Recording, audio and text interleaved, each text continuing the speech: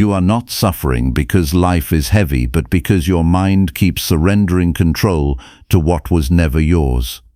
You wake up, and before reason speaks, judgment already runs your day. If you are here, you are ready to stop that cycle and learn the discipline of governing your own mind through virtue, clarity, and control over judgment. Stay present through this entire series, because each principle will show you where you leak your strength without noticing. If you want to walk this path with consistency, subscribe and remain close to this practice of daily self-examination where real freedom begins. What follows is not inspiration.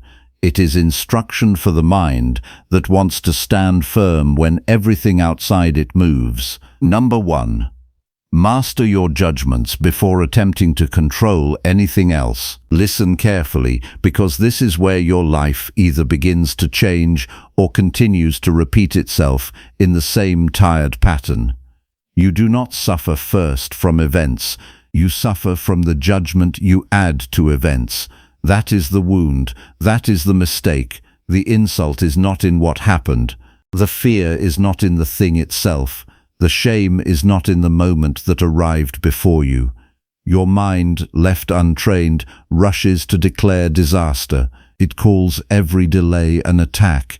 It calls every criticism a wound. It calls every discomfort a problem that must be escaped at once. This is why your peace keeps breaking. Not because life is too hard, because your judgment is too weak. A free person is not one who controls everything. That person does not exist. A free person is one who knows what belongs to the self and what does not. Your opinion belongs to you. Your choice belongs to you. Your ruling mind belongs to you. The weather does not. Other people do not. Their praise does not. Their silence does not. The past does not. The body does not always obey. Fortune does not kneel before your wishes, yet every day you behave as if it should. Then you wonder why you are restless. You are trying to govern what was never yours to govern. Start there. Stop asking life to obey you. Ask whether your own mind obeys reason. The first task is not to fix your circumstances. The first task is to inspect the thought that rises in you when circumstances appear. Every day, impressions come before your mind like messengers at a gate. They arrive fast. They speak with force. They demand belief. You do not have to agree with them. That is the whole point. An impression is not yet truth. It is only a claim. A harsh word from another person is not yet an injury. It is only sound until your judgment crowns it as injury.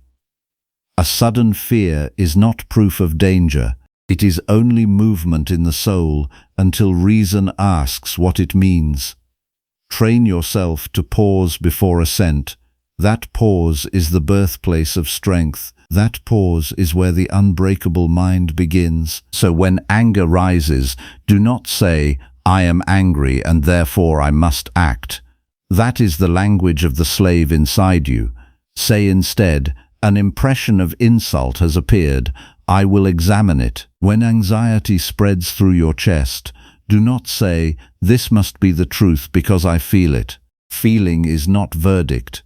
Say, "My mind is producing fear. Is this within my control?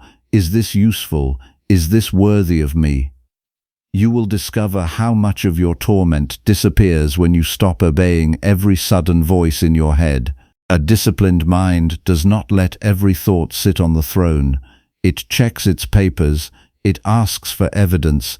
It refuses to hand over power to whatever arrives first. You must understand this clearly.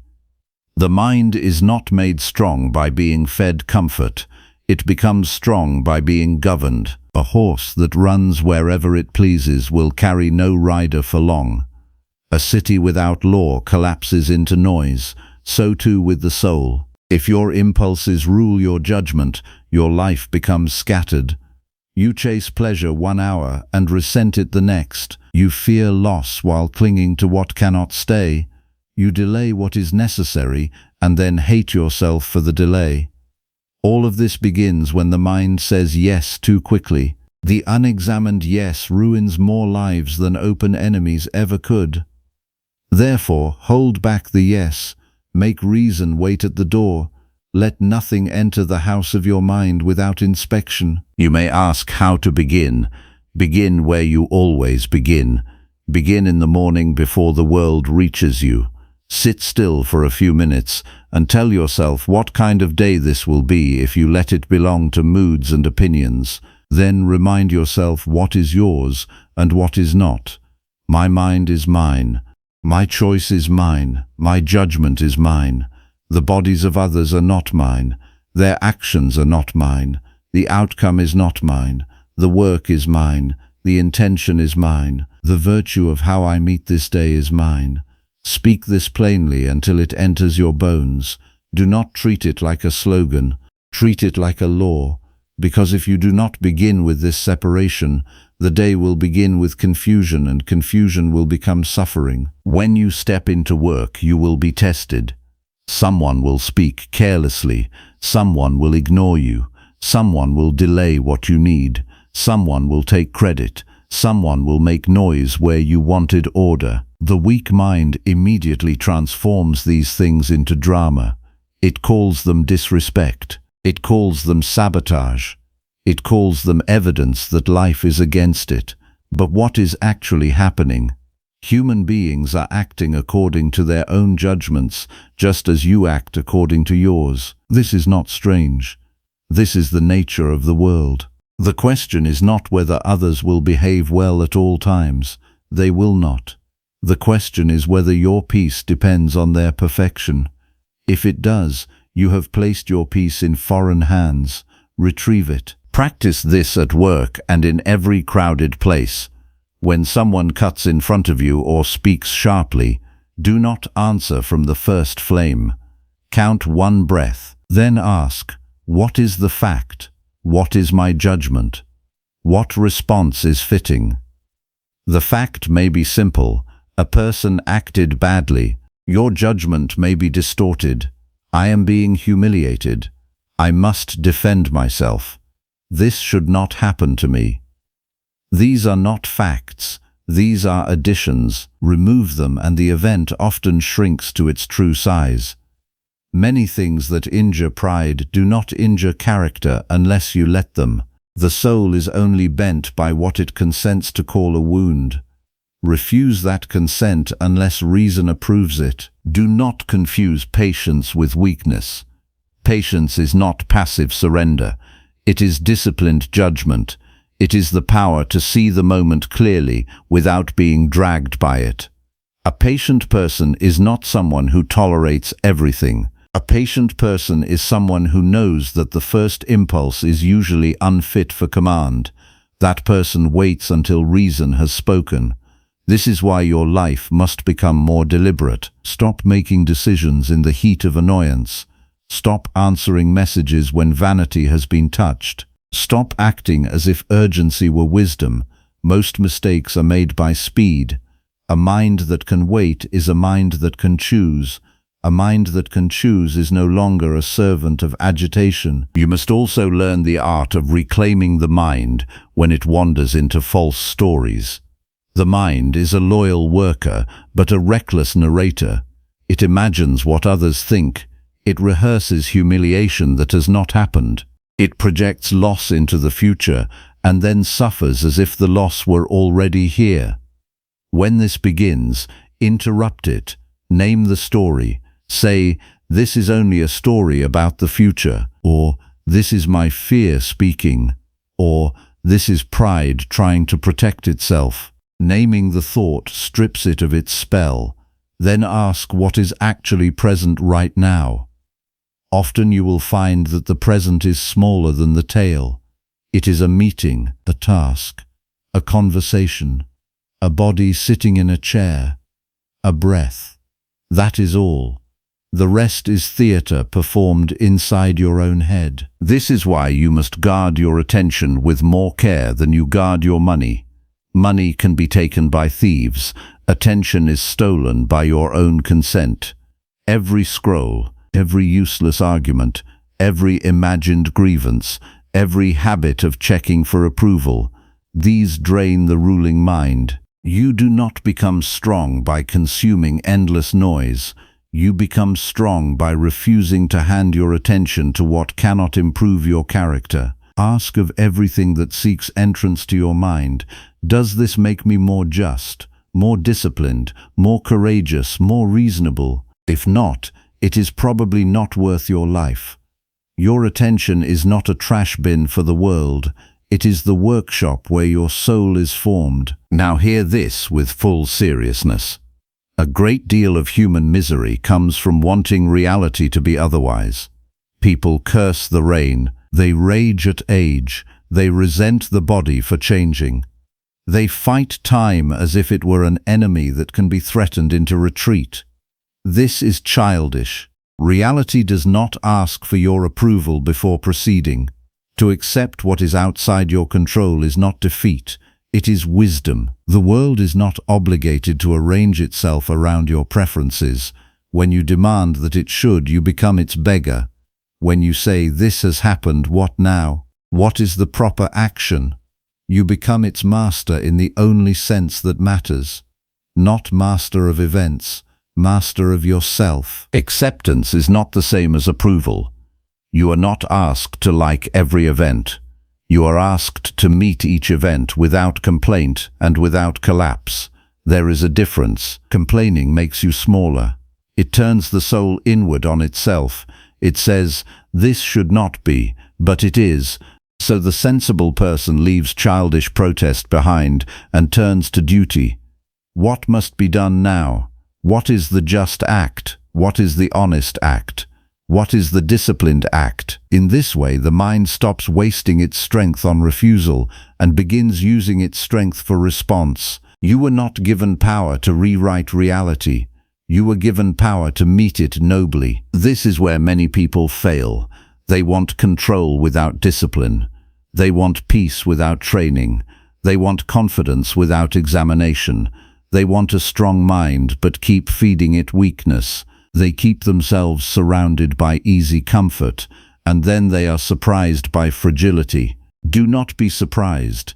A body that never meets cold becomes tender. A mind that never meets discomfort becomes spoiled. Voluntary hardship has a place in Stoic training because it teaches the mind that comfort is not necessity. Wear plain clothes sometimes, eat simple food sometimes, walk instead of always riding. Leave yourself a little hungry sometimes, sleep with less softness sometimes, not because suffering is good in itself, but because dependence on softness is dangerous. A person who can live without excess can think more clearly. A person who is not ruled by comfort is harder to break. When discomfort comes without permission, meet it the same way. A long wait, a difficult task, a body that aches, a plan that collapses, a season of uncertainty. Do not ask, "Why me?" That question is for children and actors. Ask, "What practice is this asking of me?" Every difficulty is a chance to prove that your values are not decorations, they are living rules. You say you value courage, then show courage when your effort is ignored. You say you value self-control, then show it when desire calls loudly. You say you value justice, then act justly when no one will reward you. You say you value reason, then use it when emotion wants to shout over it. The test of philosophy is not how you speak about it. It is how you behave when the world presses on you. You must also become severe with your desires. Desire is powerful because it points the soul toward what it thinks is good. But desire is often blind.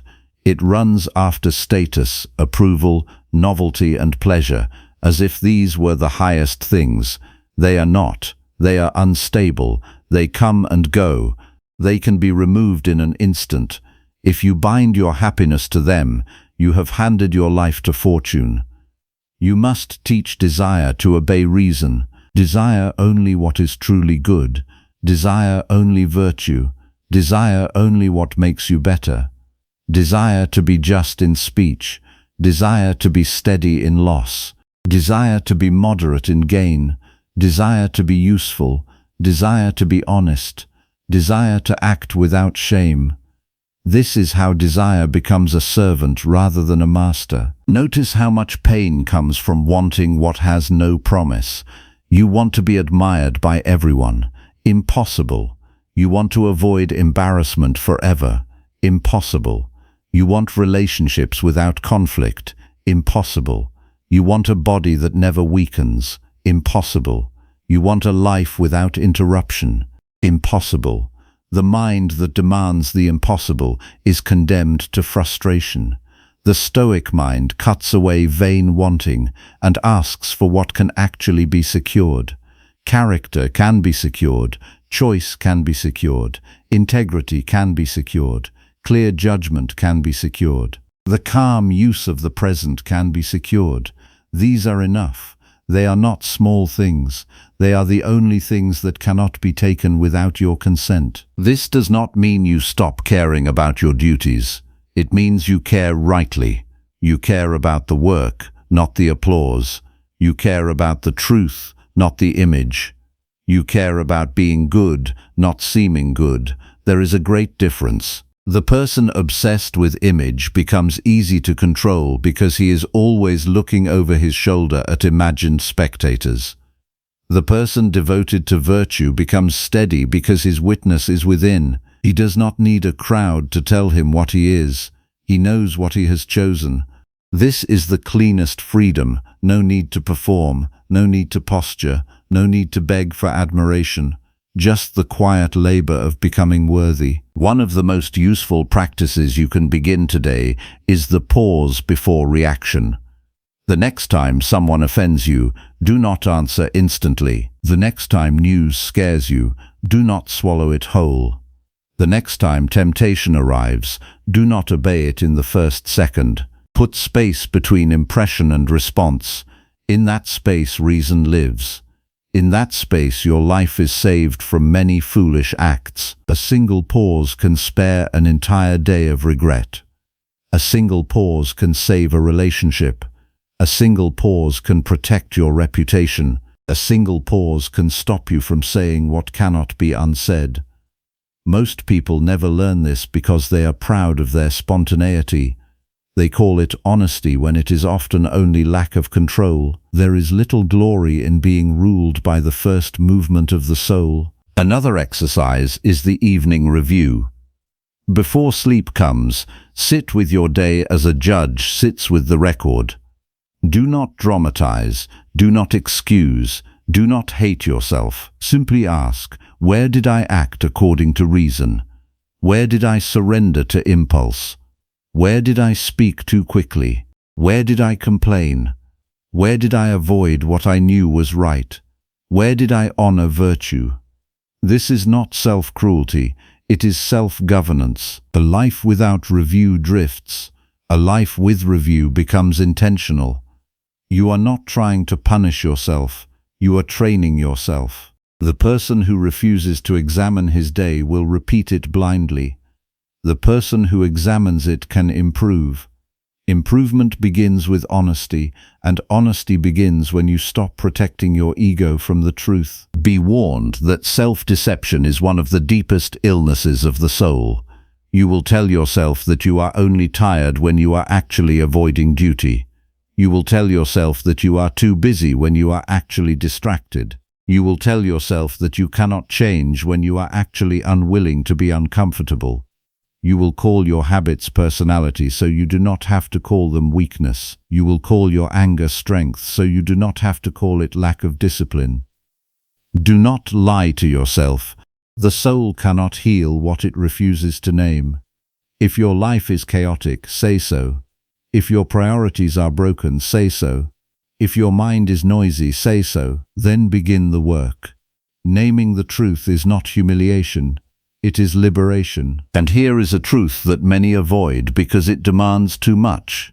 You are responsible for the use of your mind, not for every thought that appears, but for the judgment you give it, not for every impulse that rises, but for whether you obey it, not for every event that arrives, but for the character you bring to it.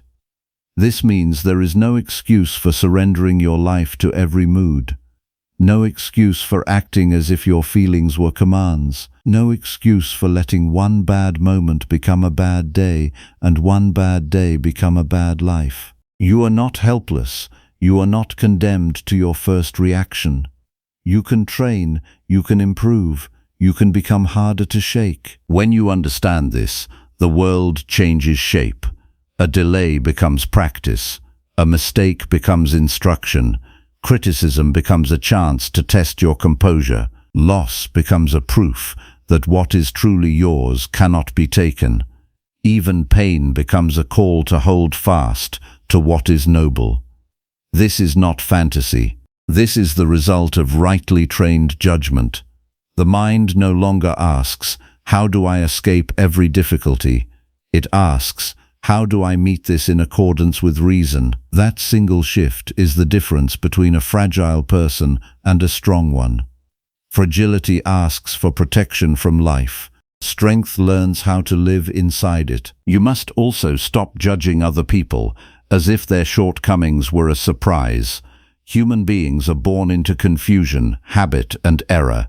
Many have never been taught better. Many know better and still fail. Many are caught in their own false beliefs, just as you are caught in yours. This does not mean you excuse what is wrong. It means you stop wasting energy on moral outrage that accomplishes nothing. Correct where you can. Withdraw where you must. But do not let another person's poor judgment pull you from your own duty. Their soul is not yours to command. Yours is.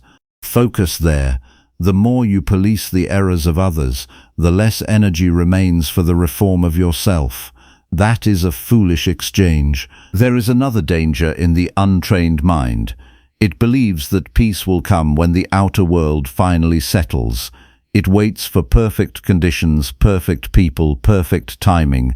It waits and becomes older, more bitter, and still unprepared. This is a lie.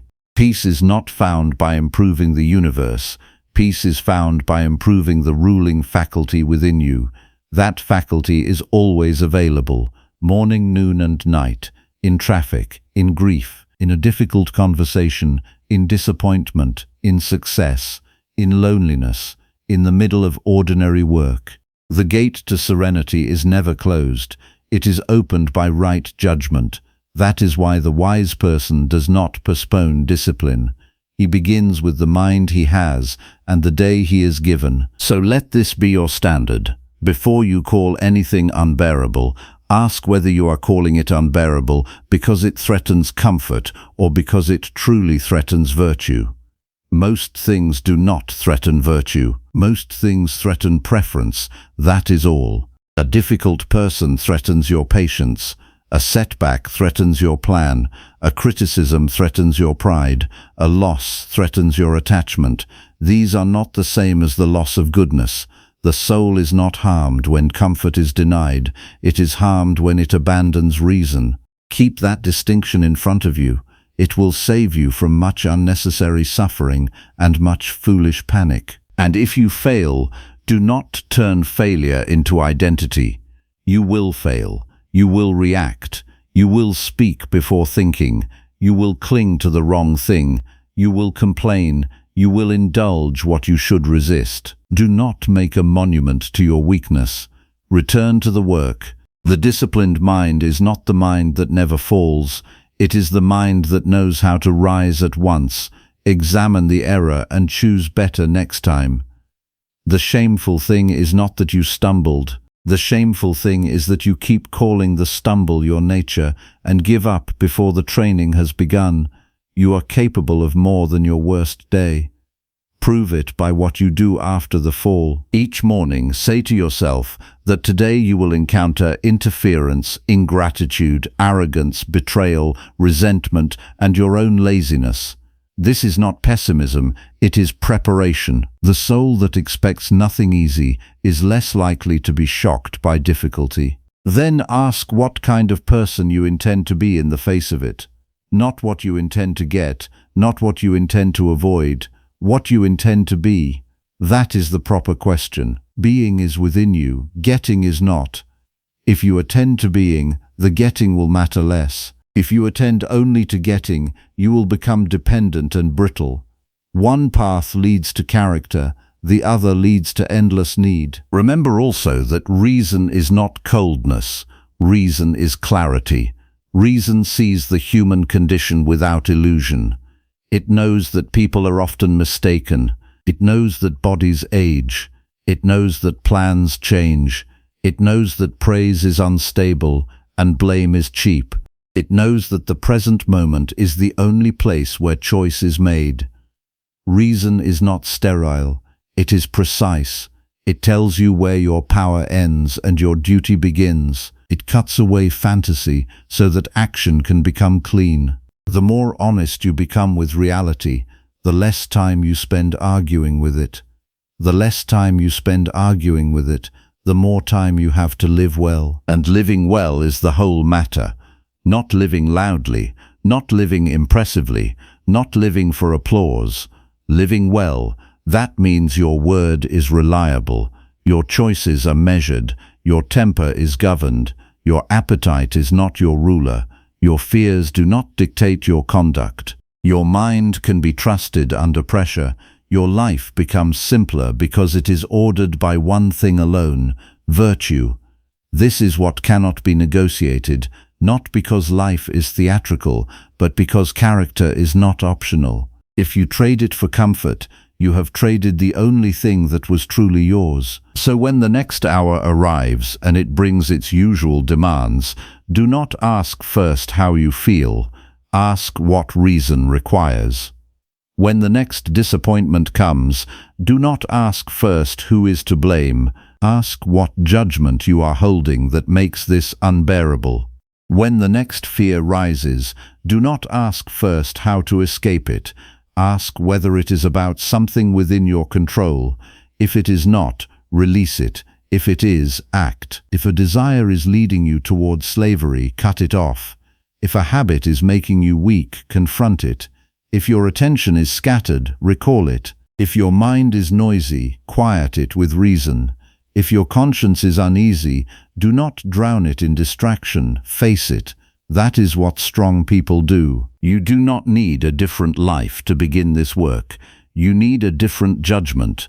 That is where all real transformation starts. Not in circumstances, not in luck, not in recognition, in the ruling mind. Guard that mind, train it, question it, correct it. Refuse to let every passing impression become your master. Be severe with falsehood in yourself and patient with the world as it is. Accept what cannot be changed.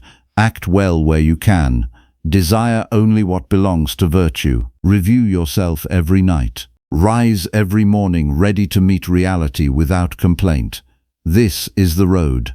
There is no other road that leads to peace. And now stop asking whether this is difficult. It is. That is why it matters. Stop asking whether others will understand. Many will not. That is not your concern. Stop asking whether the world will reward you immediately. It may not. That is also not your concern.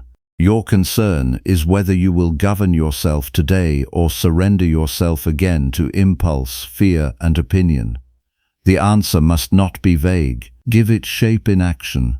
Speak more carefully. Think more clearly. Desire less foolishly. Endure more nobly. Judge more justly. Accept more fully. Begin again now, not tomorrow. Tomorrow is a poor servant and a false promise. Today is the only field where character can be built. So stand where you are and look at your own mind without turning away. See the disorder, see the vanity, see the fear, see the habits that have made you smaller than you were made to be. Then do not despair. Despair is just another judgment. Reject it. You are not being asked to become perfect in an instant. You are being asked to become honest, disciplined, and steadfast. That is enough to change everything. The world will continue to move as it must. Let it. Your task is to become the kind of person who can meet it without being broken by every breeze. Master your judgments and you begin to master your life, lose control of them, and you remain a stranger to yourself. The choice stands before you now. Choose like a free person. Choose like one who has understood that the mind can be trained and that this day, this very day, is the proper place to begin. Number 2. Accept reality without complaint and strengthen your inner character daily. Accept the world before you try to improve your place within it. This is where strength begins. Most people reverse the order. They spend their days resisting what has already happened, arguing with circumstances that no longer ask for permission to exist. They wake each morning carrying yesterday's disappointment into today's opportunities. They replay conversations that cannot be spoken again. They resent people for acting according to their own character. They complain about conditions that have already become reality. Then they wonder why their mind feels heavy before the day has truly begun. The burden is not only the event. The burden is the refusal to acknowledge that the event has already entered the order of the world. Reality does not become lighter because you reject it. It simply remains what it is while your resistance grows heavier. This is why complaint weakens the soul. It teaches the mind to believe that peace depends upon a different world instead of a better character. Every complaint silently repeats the same mistaken belief. It says that your well-being has been placed into the hands of circumstances. It says that your tranquility must wait until people behave differently, until fortune becomes generous, until every obstacle disappears. A disciplined mind refuses this bargain because it knows that such conditions will never exist. Look carefully at your own habits. How often does your first response to inconvenience become resistance? A delayed answer feels like disrespect. A change of plans feels like injustice. A difficult season feels like punishment. Yet none of these conclusions exist within the event itself. They are judgments added afterward. Once those judgments take root, they shape your emotions, your speech, your actions, and eventually your entire character. Character is not built by extraordinary moments alone. It is quietly formed through the judgments you repeat every ordinary day. Many people imagine acceptance as surrender. They believe that accepting reality means becoming passive or indifferent. This misunderstanding keeps them trapped in endless conflict with life itself. Acceptance is not giving up your responsibility. Acceptance is refusing to waste your strength, denying facts that already stand before you. Once reality is accepted without argument, reason finally has solid ground upon which to act. Only then can wise action begin. Think about a storm. You may dislike the rain, you may prefer clear skies, yet no amount of frustration changes the weather. The sensible person does not spend the day condemning the clouds. The sensible person asks how to walk through the rain with dignity. Life continually places similar storms before you. Illness visits, plans collapse, people disappoint you, time carries away youth. None of these events pause because you object to them. Every moment spent demanding that reality become different is a moment stolen from living well within reality as it already exists. This is why inner strength must become a daily practice rather than an occasional effort. Character is not built when everything feels pleasant. It is revealed when comfort disappears. Anyone can appear calm when life agrees with their wishes. The true measure of discipline appears when events refuse to cooperate. At that moment you discover whether your peace depends upon external order or internal stability. Begin each morning by expecting life to remain faithful to its own nature. There will be interruptions, there will be uncertainty, there will be imperfect people making imperfect decisions, there will be moments that challenge your patience. None of this should surprise you because none of it contradicts reality. The surprise belongs only to those who secretly believe the world owes them uninterrupted comfort. Remove that expectation before the day begins, and much unnecessary suffering disappears before it has the chance to grow. As you prepare for the day, Ask yourself a different question than most people ask. Do not ask whether today will be easy. Ask whether you will remain faithful to reason regardless of what arrives. This places your attention where it belongs. You cannot command every event, but you can prepare your own character before meeting them. This preparation becomes an invisible shield that no circumstance can easily break. When something unpleasant happens, resist the urge to immediately label it as bad. Pause long enough to examine what has actually occurred. Separate the fact from your opinion about the fact. A meeting was cancelled. Someone criticized your work. An unexpected expense appeared. Those are facts. Everything added afterward belongs to judgment. The belief that your future has been ruined, that life has become unfair, or that happiness has become impossible, exists only because the mind accepted those conclusions without examination. Your first responsibility is not to change the event. Your first responsibility is to protect the quality of your own reasoning. A disturbed mind cannot make wise decisions. An angry mind cannot judge fairly. A fearful mind often invents dangers greater than those actually present. Therefore, your attention must always return inward before reaching outward. Govern your own response before attempting to influence anything else. Notice how quickly complaint becomes habit.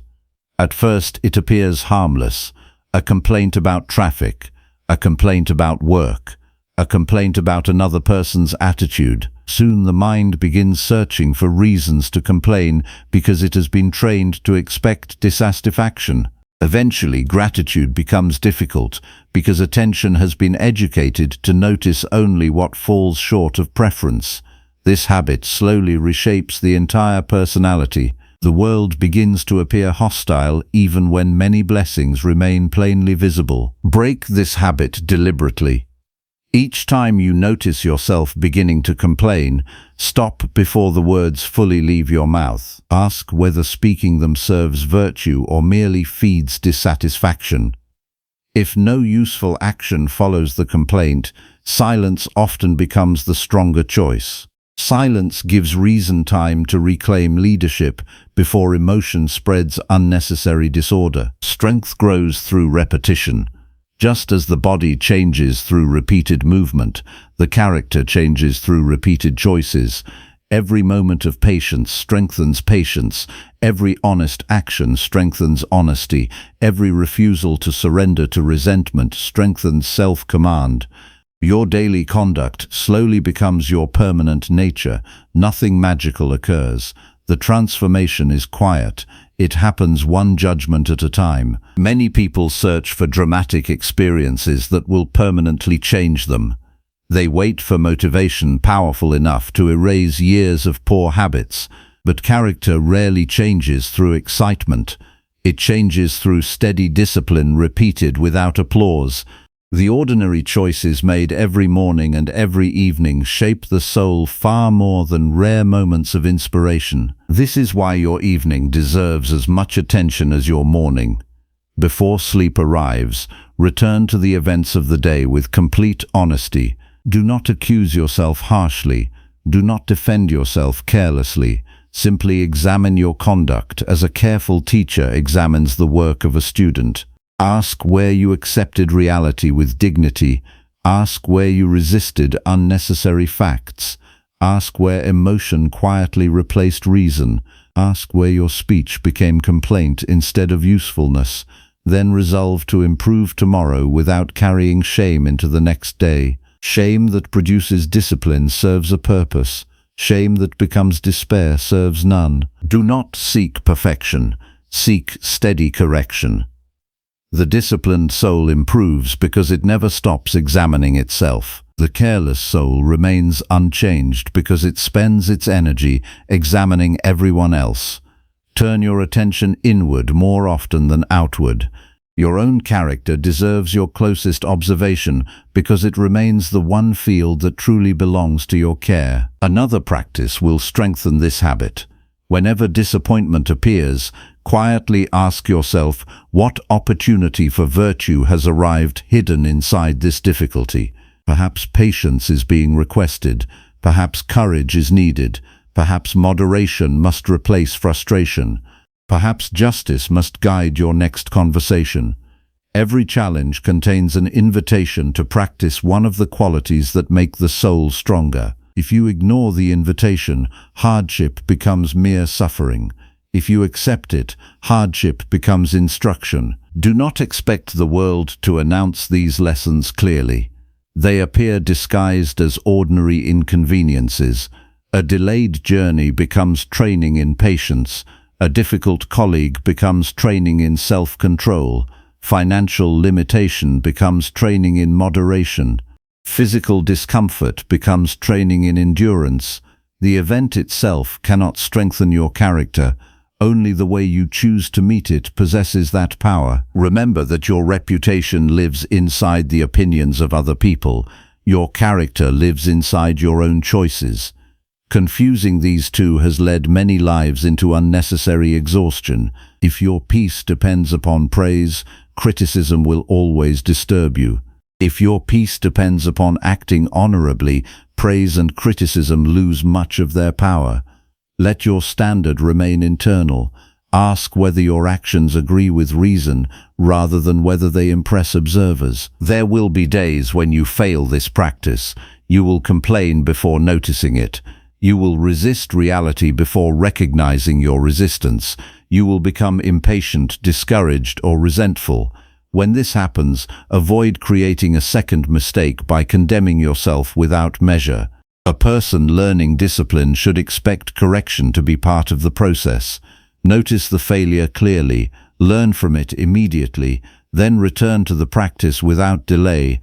Time spent hating yourself is time stolen from improving yourself. Understand that strength does not appear suddenly after one victory. It develops through countless moments in which you quietly refuse to surrender your reason. No audience sees these victories. No reward is handed to you immediately.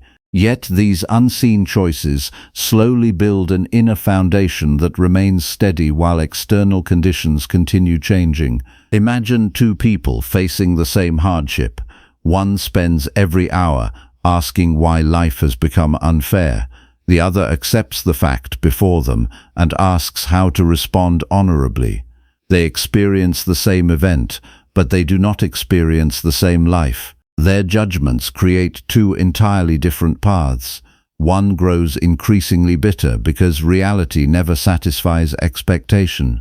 The other grows increasingly steady because character remains independent of circumstance. Train yourself to admire this quiet strength more than outward success. Success often depends upon conditions beyond your authority. Character depends upon the choices you make regardless of conditions. Wealth may disappear, position may change, health may decline, relationships may end, yet integrity remains available in every situation. Justice remains available, self-control remains available, courage remains available, reason remains available. These are the possessions that fortune cannot seize unless you willingly abandon them. As the day unfolds, return repeatedly to one simple reminder. Reality is already here. Your task is not to rewrite it through frustration. Your task is to meet it with wisdom. Every return to this truth weakens the habit of complaint and strengthens the habit of disciplined acceptance. Eventually, the mind begins choosing reason before resistance without effort because it has been trained through faithful practice. Do not measure your progress by how easy life becomes. Measure it by how steadily you meet whatever life presents. The absence of difficulty is never promised. The presence of character always remains possible. This understanding removes the constant search for perfect conditions and replaces it with the daily work of becoming a better human being. The strongest person is not the one who avoids hardship, but the one who refuses to let hardship corrupt judgment. Every day offers another opportunity to practice this freedom.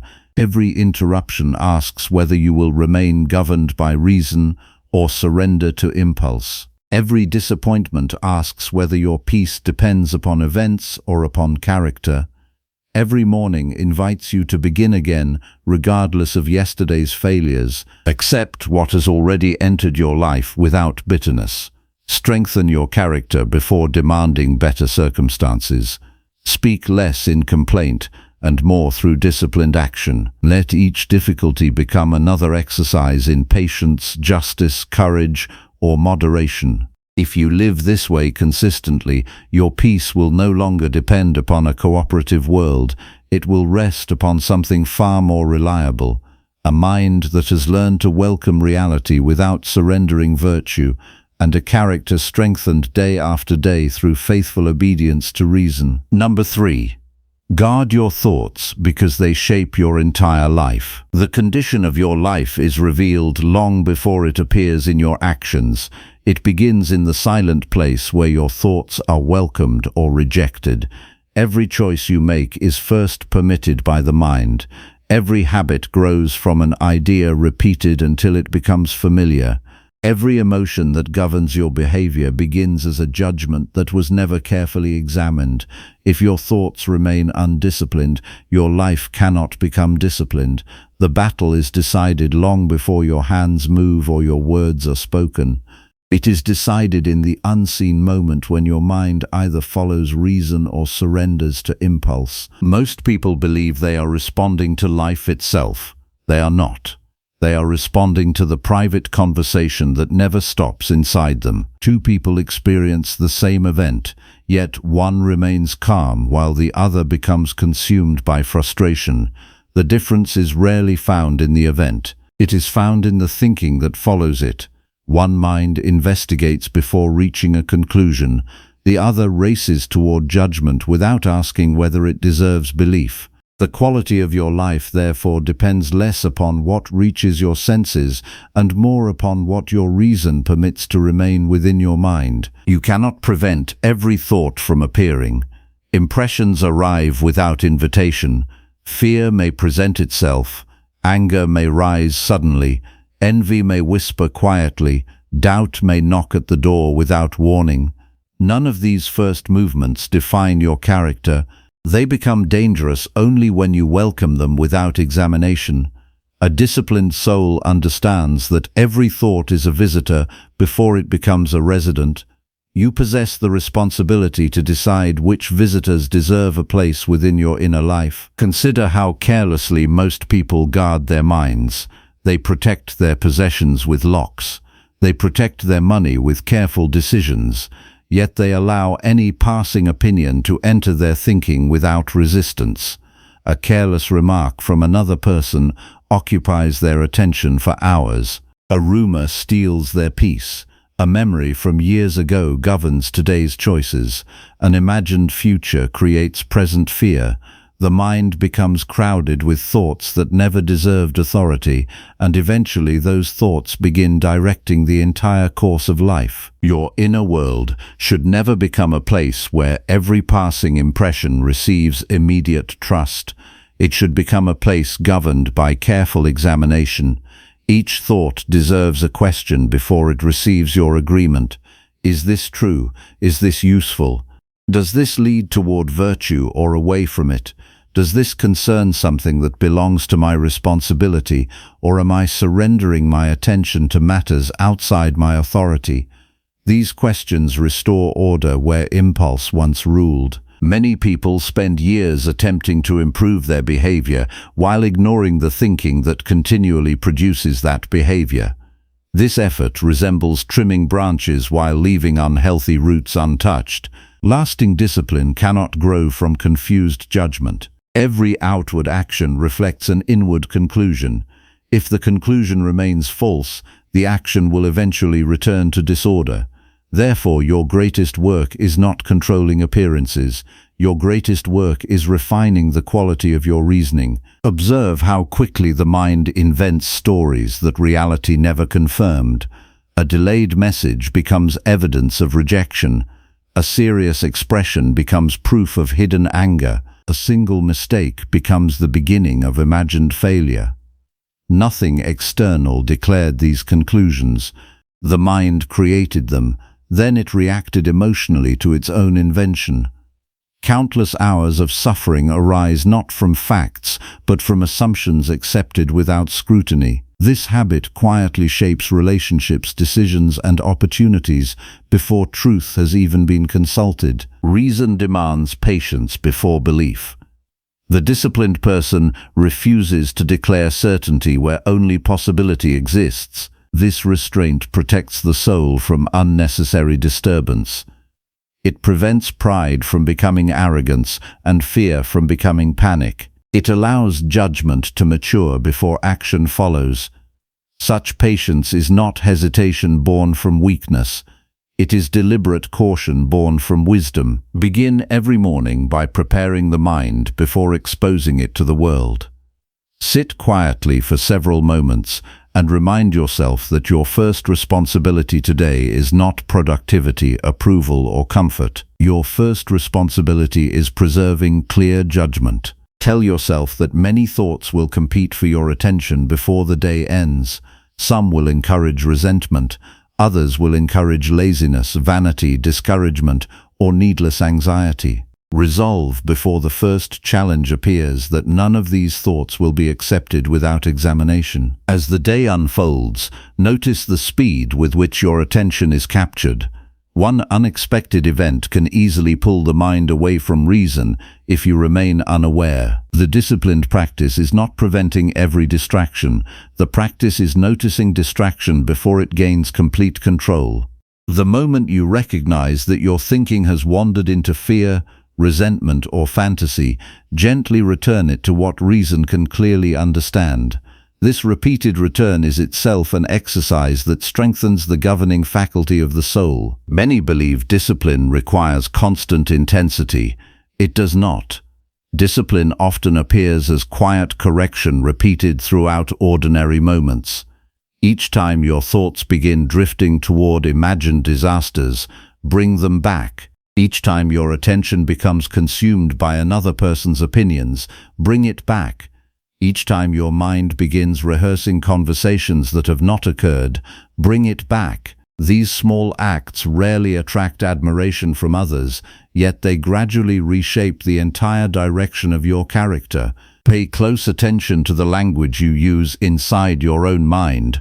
Long before words are spoken aloud, they are spoken inwardly.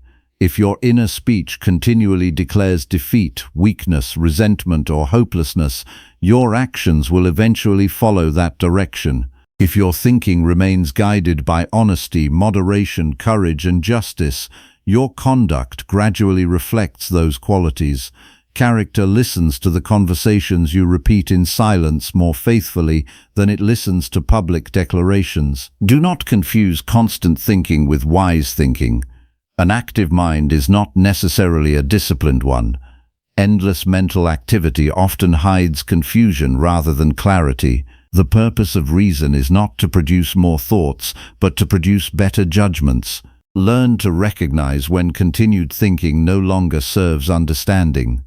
Sometimes the most rational choice is to stop feeding an unproductive chain of speculation and return your attention to the present duty before you. The present moment deserves greater respect than the imagination often grants it. Many lives are exhausted by constant travel into futures that have not arrived or past events that cannot be recalled. Meanwhile, the only moment where virtue may actually be practiced receives little attention. Justice can only be chosen now. Courage can only be exercised now. Self-control can only exist now. Every unnecessary journey away from the present weakens your ability to govern yourself where your choices truly exist. This does not require ignoring future responsibilities. Planning has its proper place when directed by reason.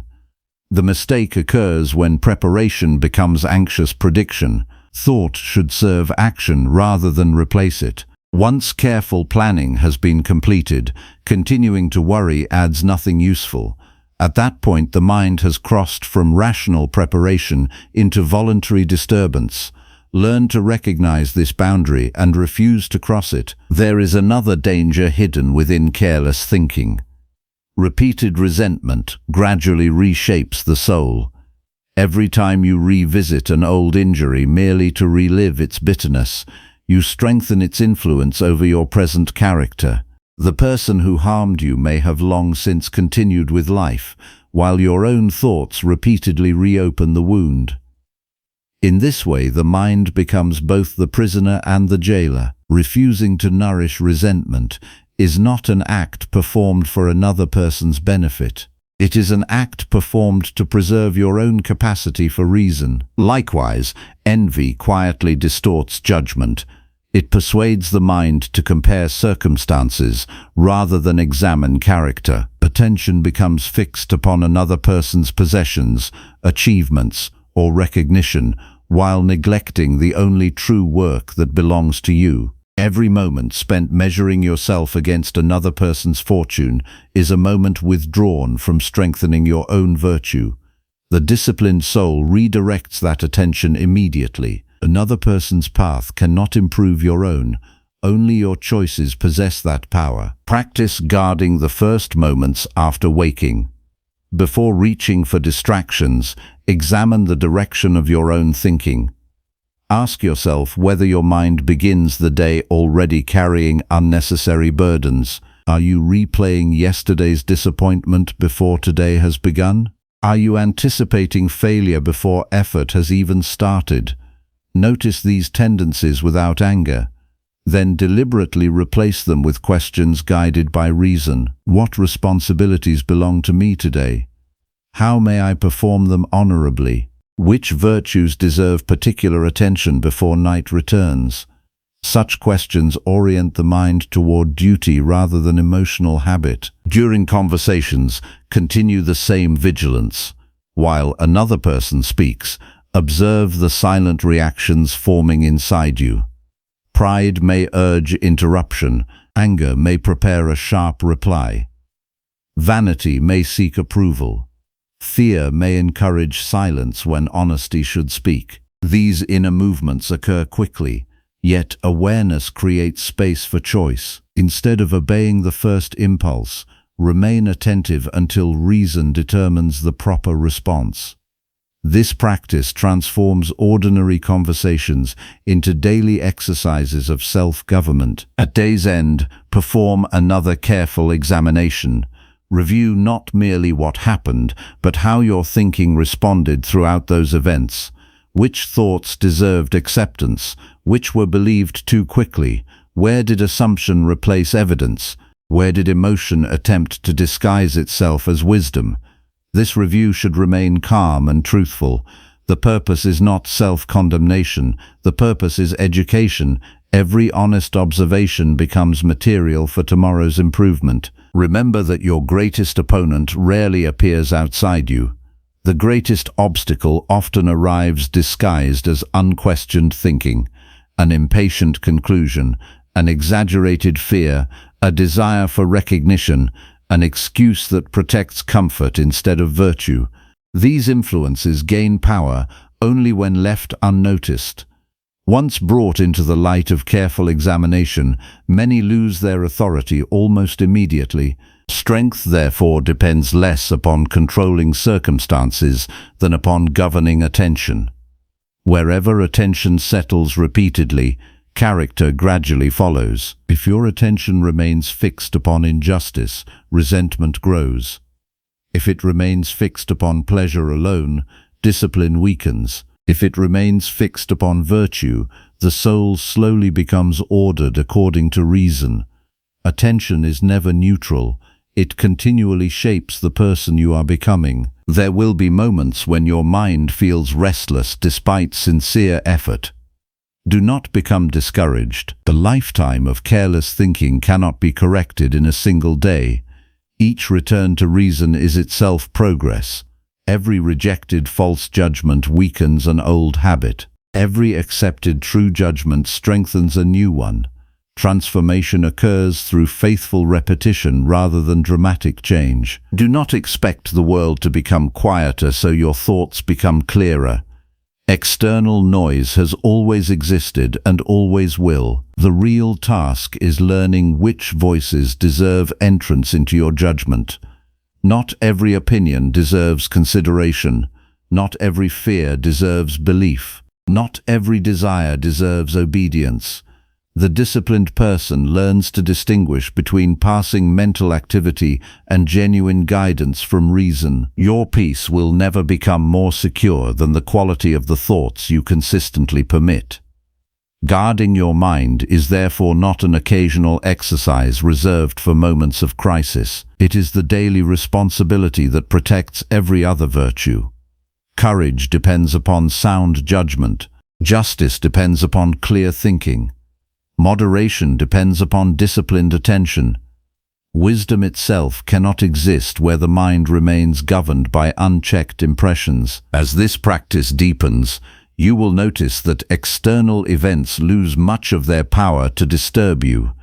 The world continues changing according to its own nature, yet your inner life no longer rises and falls with every circumstance.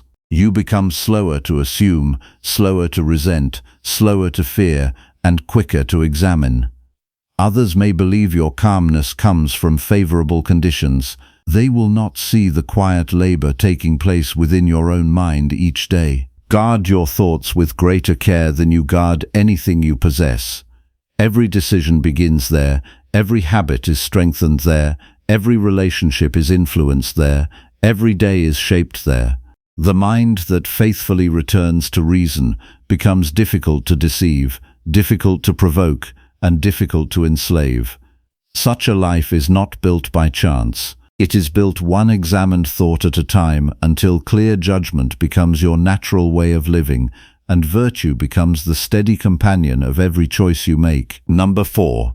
Discipline your desires before they become chains upon you. Look carefully at what you chase each day, because your desires quietly reveal the master you have chosen. Every desire promises satisfaction, yet not every desire deserves your obedience. Many people imagine they are making free choices while they are simply following the strongest urge of the moment. They call this freedom because no one else is forcing them. They fail to see that they have become servants of impulses they never examined. A person who cannot refuse a desire is not free. That person has merely exchanged visible chains for invisible ones. The soul was not made to follow every appetite that appears within it. It was given reason so that desire could be judged before it became action. Yet many reverse this order. They desire first and justify afterward. They reach before they consider. They pursue before they ask whether the object deserves pursuit. This habit slowly weakens the ruling part of the mind. Every unexamined desire teaches the soul that immediate satisfaction matters more than wise judgment. Once this lesson is repeated often enough, character begins to bend toward whatever promises the quickest pleasure or the easiest escape. Notice how desire disguises itself. It rarely announces that it intends to control you. It speaks with gentler words. It tells you that one more indulgence will do no harm. It whispers that discipline can wait until tomorrow. It insists that comfort has been earned after a difficult day. It persuades you that approval from others is necessary for peace. None of these suggestions arrive with force. They arrive with familiarity. The greatest danger is not their volume, but their repetition. A thought accepted every day eventually becomes a habit, and a habit repeated without examination gradually becomes a way of life. Many people believe desire concerns only physical pleasure, but its reach extends much further. You may crave recognition more than honesty. You may seek certainty more than wisdom. You may desire control over other people instead of governing yourself. You may hunger for admiration while neglecting integrity. Desire takes many forms because attachment takes many forms. The disciplined person does not ask only what is wanted. The disciplined person asks whether the object of desire improves character or weakens it. The mind becomes restless whenever it convinces itself that happiness depends upon acquiring something outside its own conduct. Today it longs for success. Tomorrow it longs for praise. After receiving both, it immediately seeks something else. The appetite continues because it was never directed toward what truly satisfies. External possessions can occupy the hands, but they cannot complete the soul. The person who searches for lasting peace through changing circumstances enters a race with no finish. Every achievement produces another craving because the mind has mistaken possession for fulfillment. Your first task is not eliminating desire altogether. Such an effort misunderstands human nature. The true task is educating desire. Teach it to seek what cannot corrupt the soul.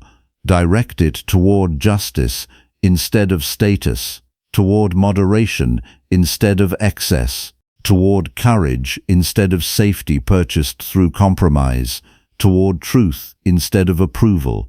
Once desire begins serving virtue rather than appetite, it ceases to enslave and begins assisting reason. Begin this discipline at the start of every morning.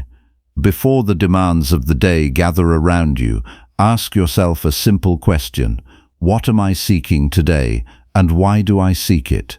Do not answer carelessly. If your mind immediately reaches for recognition, comfort, victory over another person, or protection from every inconvenience, examine those desires before leaving your room. Ask whether they depend upon circumstances outside your authority. If they do, refuse to make them the measure of your happiness.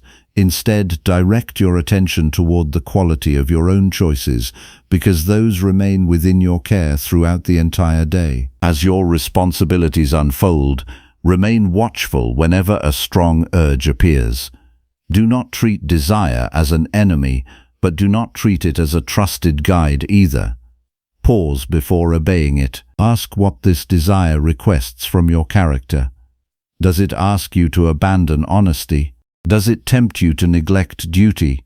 Does it encourage unnecessary anger because your pride has been denied? Does it urge comfort when effort is still required? Every desire demands payment. Reason must decide whether the price is worthy. There are moments when refusing yourself becomes a greater act of freedom than granting yourself permission. This truth feels uncomfortable because the undisciplined mind mistakes restraint for loss. Yet every act of thoughtful restraint strengthens your authority over yourself. Each time you decline an unnecessary pleasure, you remind your own soul that it remains governed by choice rather than appetite. This quiet victory may appear insignificant to others, but it slowly builds an inner stability that cannot be purchased by comfort. Practice choosing simplicity even when excess is available. Eat enough rather than too much. Speak enough rather than endlessly. Rest when needed rather than from laziness. Possess what serves your responsibilities rather than collecting what merely flatters vanity. Simplicity trains desire to remain proportionate. Once desire learns moderation in ordinary matters, it becomes easier to remain disciplined when greater temptations appear. Observe how attachment quietly transforms into fear. The more tightly you cling to anything outside your own character, the more deeply you fear losing it. Wealth creates anxiety about poverty. Reputation creates anxiety about criticism. Power creates anxiety about decline. Pleasure creates anxiety about discomfort. The attachment itself becomes the source of unease. The mind begins guarding possessions instead of cultivating virtue. This is how desire gradually forges chains without announcing their arrival. The person whose deepest desire is to remain honorable cannot easily be robbed. Circumstances may remove possessions, opportunities, or recognition, but they cannot remove integrity without cooperation from the one who possesses it. Direct your strongest desire toward what remains secure regardless of fortune. In doing so, you free yourself from constant dependence upon changing conditions. Be especially cautious when desire disguises itself as necessity. Many things present themselves as essential simply because habit has grown accustomed to them. Ask honestly whether your peace truly depends upon receiving what you seek. Often you will discover that the mind has exaggerated ordinary preferences into imagined requirements. The distinction matters greatly. Preferences may be enjoyed when available. Necessities become demands that disturb the soul whenever they remain unmet. Reduce the number of things you believe necessary, and your freedom immediately expands. Another useful practice is delaying satisfaction whenever possible. Not because delay possesses value by itself, but because postponement reveals whether reason or impulse holds authority. When an unnecessary purchase calls for immediate action, wait. When entertainment distracts from meaningful work, finish your responsibility first. When comfort invites you away from necessary effort, remain with the task a little longer. These moments strengthen the habit of deliberate choice. The mind gradually learns that immediate desire does not deserve immediate obedience. Pay close attention to your emotional responses whenever your wishes are denied. Irritation often reveals hidden attachment. Impatience exposes exaggerated expectation.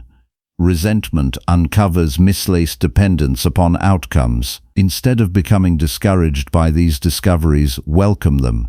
They reveal precisely where discipline remains incomplete.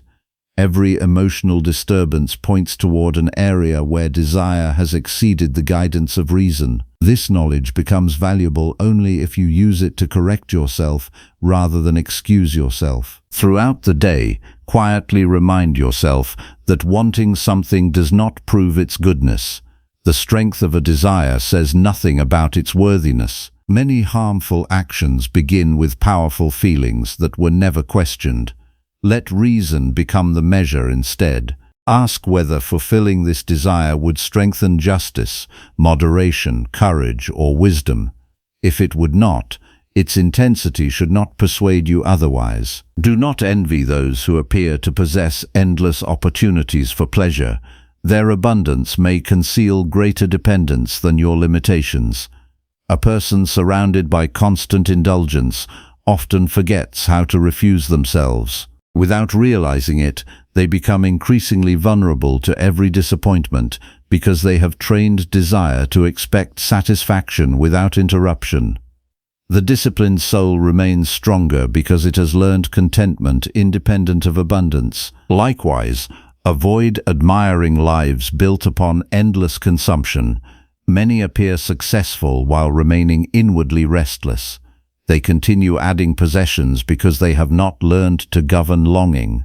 The problem is never solved by accumulation. It is solved by examining the belief that more will finally become enough. Until that belief changes, no amount will satisfy the appetite it created. Guard yourself against comparing your desires with those of other people. Another person's ambitions should never determine the direction of your own character. Crowds often pursue what reason would reject. Public admiration has frequently rewarded excess while ignoring moderation. Let your standard remain unchanged even when many choose differently. Character grows stronger whenever it refuses to borrow its values from popular opinion. During difficult seasons, desire often shifts toward escape. The mind begins searching for anything that promises temporary relief from discomfort. Be especially attentive during such moments.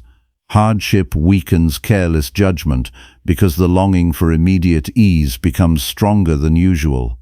Remind yourself that escaping discomfort is not always the highest good. Sometimes enduring difficulty with dignity strengthens the soul far more than avoiding it. At the close of each day, examine your desires with the same seriousness that you examine your actions. Ask yourself what occupied your thoughts most often. What did you seek repeatedly? What disappointed you? What excited you? Which desires helped you act honorably, and which tempted you away from your principles? This review uncovers patterns invisible during the activity of the day. Over time, you will recognize which attachments repeatedly disturb your peace and which aspirations consistently strengthen your character. Do not condemn yourself when you discover unhealthy desires. Condemnation rarely produces lasting discipline. Honest recognition, followed by steady correction, accomplishes far more. Every day offers another opportunity to redirect the heart toward what truly deserves pursuit. Improvement belongs to those who continue adjusting their course rather than pretending they have already arrived. Remember that self-command is never achieved through occasional effort. It grows through repeated victories over small impulses that once seemed insignificant. Declining unnecessary indulgence, remaining patient when preference is denied, speaking truth when approval would reward silence, finishing responsibilities before seeking comfort. These ordinary decisions quietly transform the entire structure of the soul. They teach desire that it exists to serve reason rather than replace it. Eventually, you will notice a remarkable change. The things that once seemed impossible to resist begin losing their influence, not because they disappeared, but because your judgment changed. What once appeared essential now appears optional. What once controlled your emotions now passes through your attention without commanding your obedience. This is genuine freedom. Freedom is not possessing everything you want. Freedom is reaching the point where your peace no longer depends upon obtaining what desire once demanded. The disciplined person still enjoys the good things that life provides, yet remains prepared to continue living honorably when those things disappear. Gratitude replaces possession. Stewardship replaces ownership. Moderation replaces excess. Such a life remains stable because its deepest satisfaction arises from character rather than circumstance. Fortune may offer abundance or limitation, yet neither condition determines the quality of the soul. Each new morning presents another opportunity to educate your desires instead of being ruled by them. Each conversation offers another chance to prefer truth over approval. Each temptation becomes another exercise in self-government. Each disappointment becomes another reminder that peace belongs to the person who seeks virtue above comfort. Through these daily practices, desire gradually loses its power to bind you, and reason quietly assumes its rightful place as the steady guide of your life. When your deepest longing becomes the cultivation of an upright character, no external reward can improve your peace, and no external loss can truly take it away. Number 5. Endure hardship willingly and discover your unshakable inner strength. Hardship is not the interruption of your life. It is one of the clearest opportunities to discover the condition of your character. Most people spend their days trying to arrange a life where discomfort never visits them. They imagine that peace will arrive once every difficulty has been removed. Yet each attempt to avoid struggle makes them less prepared for the next challenge that cannot be avoided.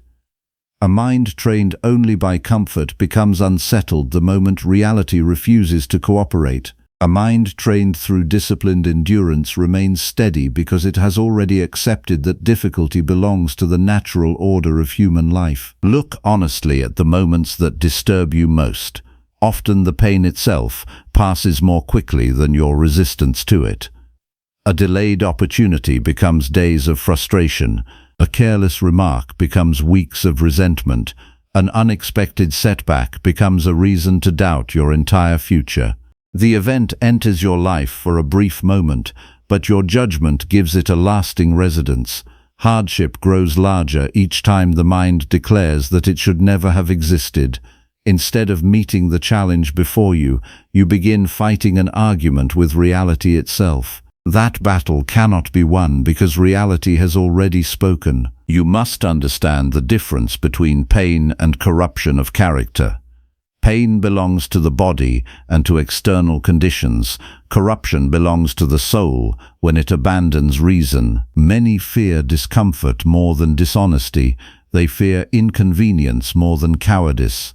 They fear temporary loss more than surrendering their principles. This confusion weakens the inner life. Better to endure hardship with integrity than to purchase comfort through actions that leave your conscience unsettled. A difficult life governed by virtue remains honorable. An easy life purchased at the expense of character quietly destroys itself from within. Hardship does not arrive asking permission. It comes according to the nature of the world. Illness appears, friendships change, plans collapse, work becomes uncertain, loved ones disappoint you, the body grows older. None of these experiences signal that life has singled you out unfairly. They remind you that you share the same human condition as everyone who has lived before you. Once you stop treating hardship as a personal insult, you free yourself to ask a better question. Instead of asking why this happened, ask how you will meet it without abandoning reason. The strongest person is rarely the one who has suffered the least. More often, it is the one who has learned not to surrender their judgment when suffering arrives. Hardship reveals whether your principles exist only during pleasant seasons or whether they continue guiding you when circumstances become severe. Anyone can speak calmly when nothing threatens their preferences. The greater achievement is remaining measured when disappointment presses heavily upon the mind. Begin preparing before hardship appears. Every morning remind yourself that the coming day belongs neither to your wishes nor to your fears. It belongs to reality. You will encounter moments that test patience, honesty, moderation, and courage. Expect these opportunities without bitterness. Preparation removes surprise, and surprise often magnifies suffering. A mind that has quietly accepted the possibility of difficulty is less likely to collapse when difficulty eventually arrives. As the day unfolds, notice the first signs of resistance. Perhaps a task becomes more demanding than expected. Perhaps another person behaves carelessly. Perhaps fatigue weakens your determination. Before reacting outwardly, observe the movement occurring within your own thinking.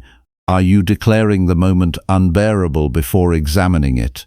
Are you assuming that discomfort justifies abandoning your responsibilities? Are you allowing frustration to become permission for careless speech?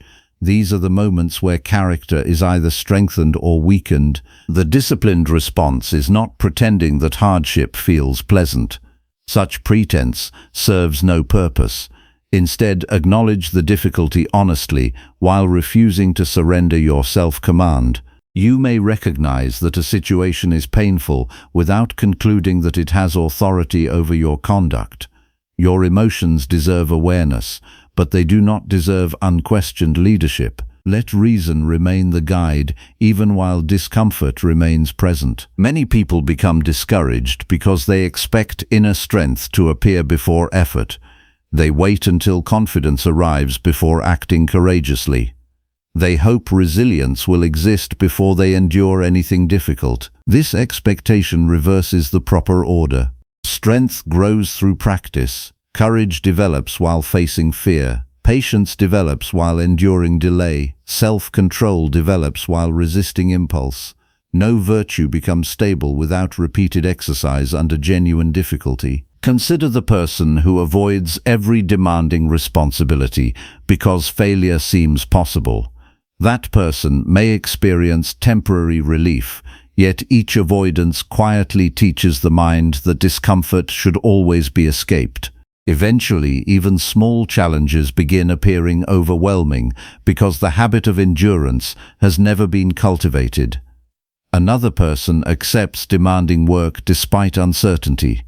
They experience anxiety, fatigue, and setbacks, yet each encounter strengthens confidence in their ability to remain faithful to reason. The external circumstances may appear similar, but the inner development differs completely. One useful discipline is choosing small voluntary difficulties before larger ones choose you. Occasionally accept ordinary inconvenience without seeking immediate relief. Walk a little farther than necessary. Delay unnecessary comforts. Complete difficult responsibilities before easier ones. Speak truth when silence would protect your image. These practices are not acts of punishment. They are exercises reminding the soul that comfort is welcome but never required for honorable living. A person who willingly practices moderation becomes far less vulnerable when life imposes hardship without invitation. Pay careful attention whenever you hear yourself saying that you cannot continue. Ask whether your body has truly reached its limit or whether your judgment has simply grown impatient. The mind often surrenders long before genuine necessity requires it. Many limits are assumptions repeated until they appear unquestionable. Reason asks for evidence before accepting such conclusions. Sometimes you will discover that you possess greater endurance than you imagined once you stop negotiating with every impulse toward comfort. Another danger appears when hardship leads you toward self-pity. Self-pity narrows the entire field of attention until you see nothing except your own burden. It persuades you that your struggles are unique and therefore excuse abandoning discipline. Yet self-pity offers no practical guidance. It neither solves difficulty nor strengthens character. It merely deepens attachment to suffering. Replace it with honest observation. Recognize the challenge clearly, then return your attention to the next right action available within your control. You will also encounter moments when hardship arises through the actions of other people. Someone may speak unjustly. Someone may betray trust. Someone may fail to honor their responsibilities. Resist the temptation to let another person's lack of discipline become permission for your own. Their conduct belongs to them. Your response belongs to you.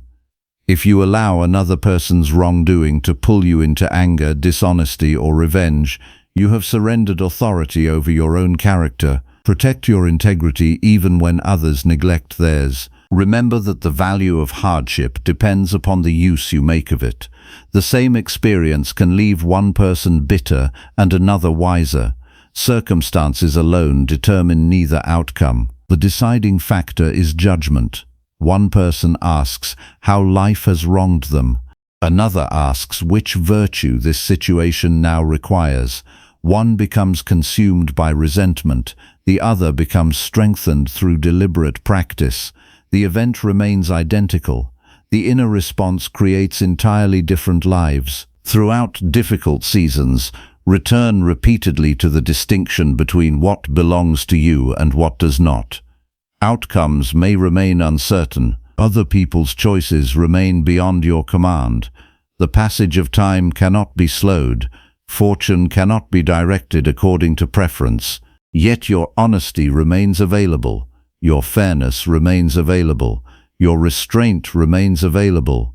Your willingness to fulfill today's responsibilities remains available. Hold firmly to these possessions because they cannot be taken without your consent. Another valuable exercise is shortening the distance between challenge and acceptance. The undisciplined mind wastes energy asking why hardship arrived. The disciplined mind reaches acceptance quickly and begins asking what reason requires next. This shift preserves strength that would otherwise disappear into complaint. Acceptance is not approval of suffering. It is recognition that denying reality cannot improve it. Once acceptance is complete, useful action becomes possible. Do not measure your progress by the disappearance of hardship. Measure it by the steadiness with which you carry yourself through it. You may still experience uncertainty, disappointment, and physical fatigue, yet your speech becomes more measured, your decisions become less reactive, your emotions lose the power to dictate your conduct. These quiet changes reveal genuine growth even when circumstances remain difficult. At the close of each day, review not only your accomplishments but your endurance. Ask yourself where discomfort tempted you away from reason. Where did impatience influence your words? Where did fear encourage avoidance? Where did inconvenience become an excuse for neglecting duty? Then also recognize where you remained faithful despite difficulty. Such honest reflection strengthens future discipline because it transforms every hardship into instruction rather than wasted experience. Beware of admiring lives that appear free from struggle. You never see the hidden burdens carried by another person. More importantly, ease alone never produces excellence of character. The finest qualities of the soul require resistance in order to mature. Without occasions demanding courage, courage remains untested. Without opportunities requiring moderation, moderation remains theoretical. Without challenges requiring perseverance, endurance never develops beyond good intentions. This understanding changes the way you greet each obstacle. Instead of seeing hardship only as loss, you begin recognizing it as an opportunity to exercise qualities that comfortable days rarely demand. A difficult conversation becomes an opportunity for patience. Financial limitation becomes an opportunity for moderation. Physical weakness becomes an opportunity for dignity. Failure becomes an opportunity for humility and renewed effort. Every challenge asks the same question: will you protect your character even when your preferences cannot be protected? Be especially watchful during prolonged hardship.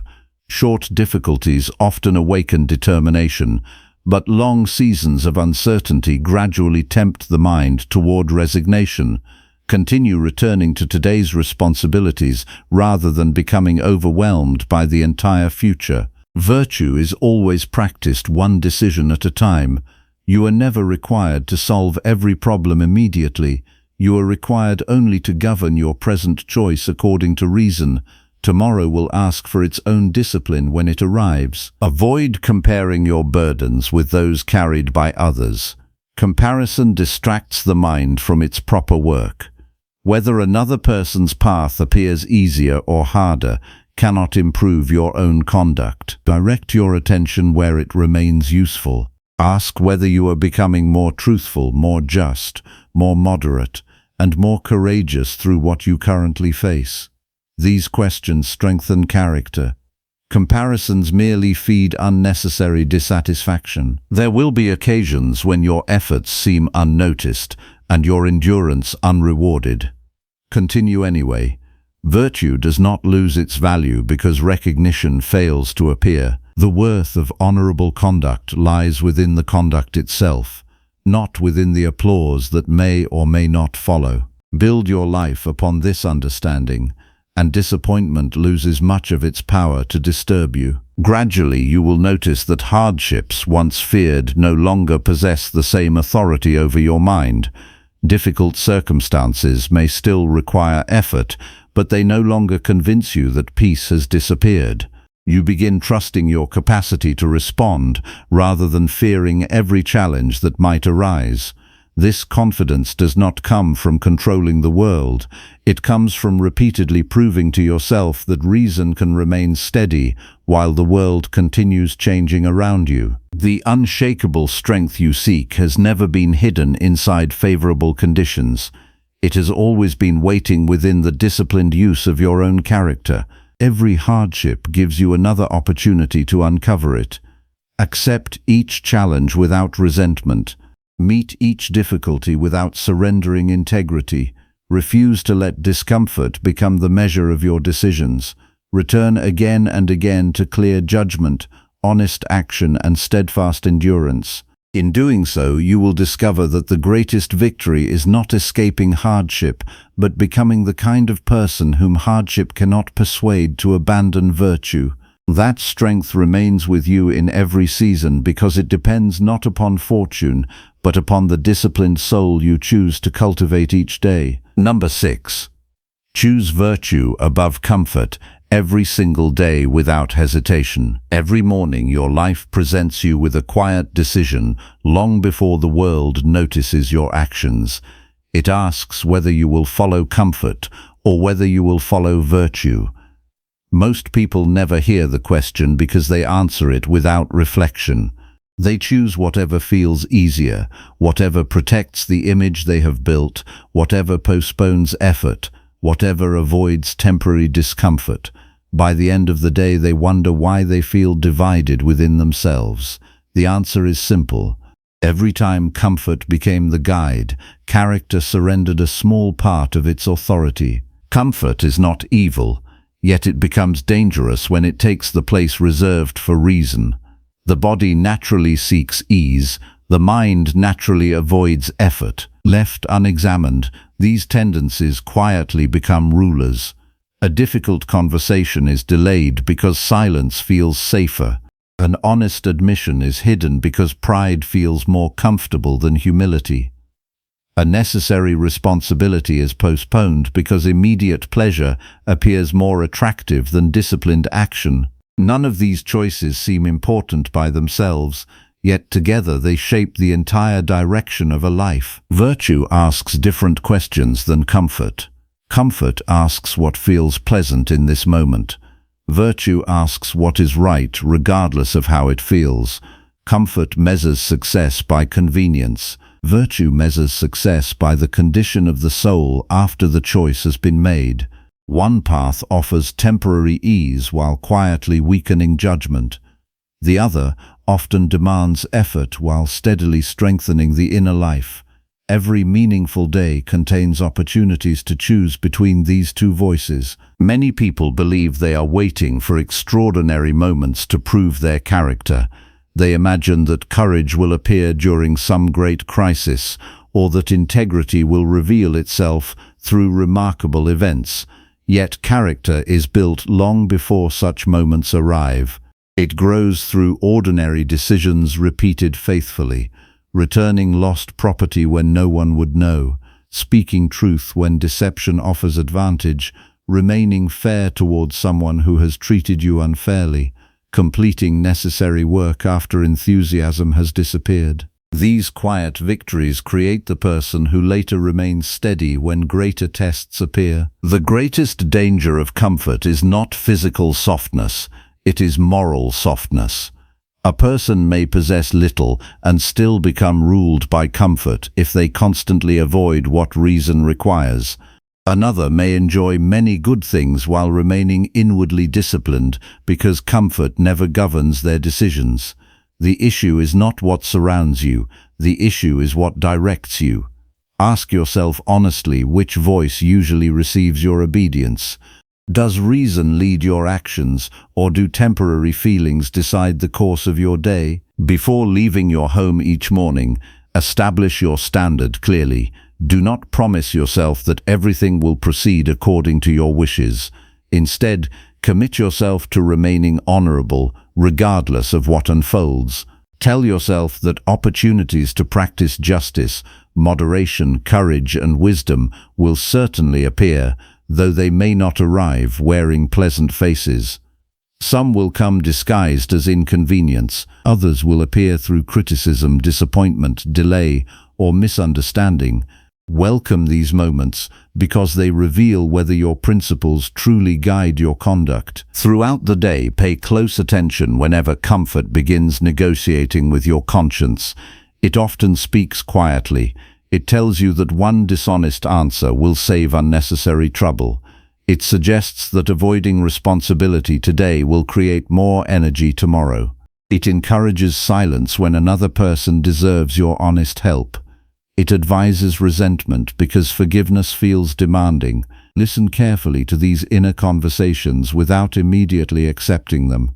Every compromise begins as an unnoticed thought seeking permission. Reason requires examination before agreement. Ask yourself whether the easier path preserves your character or merely protects your immediate preference. Many decisions become surprisingly clear once this question is asked sincerely. The difficulty often disappears once you stop measuring choices according to comfort and begin measuring them according to virtue. The right action may still require effort, but uncertainty loses much of its influence. There will be times when virtue costs you something valuable in the eyes of the world. Honesty may cost approval, justice may cost popularity, self-restraint may cost immediate pleasure, courage may cost temporary security. If these losses disturb you deeply, examine what you have truly valued. Anything capable of pulling you away from honorable conduct has already been granted too much authority within your mind. Nothing outside your character deserves the power to persuade you into abandoning your principles. Many people unknowingly exchange lasting peace for temporary convenience. They avoid difficult conversations until relationships become damaged. They ignore small acts of dishonesty until trust disappears. They repeatedly postpone disciplined habits until weakness becomes familiar. Every neglected duty seems insignificant at first. Eventually, these small choices gather into a life that feels increasingly divided between what the person knows is right and what they have become accustomed to doing. The soul cannot remain at peace while living against its own understanding. You may silence your conscience for a while through distraction, entertainment, or endless activity, but it quietly continues reminding you of neglected responsibilities. Lasting tranquility never comes from escaping these reminders. It comes from bringing your actions back into agreement with reason. This is why virtue produces freedom. It removes the inner conflict created by compromise. When you encounter another person's injustice, resist the temptation to answer with your own. It may appear easier to repay harshness with harshness or dishonesty with dishonesty. Such responses promise satisfaction while secretly damaging the very character they claim to defend.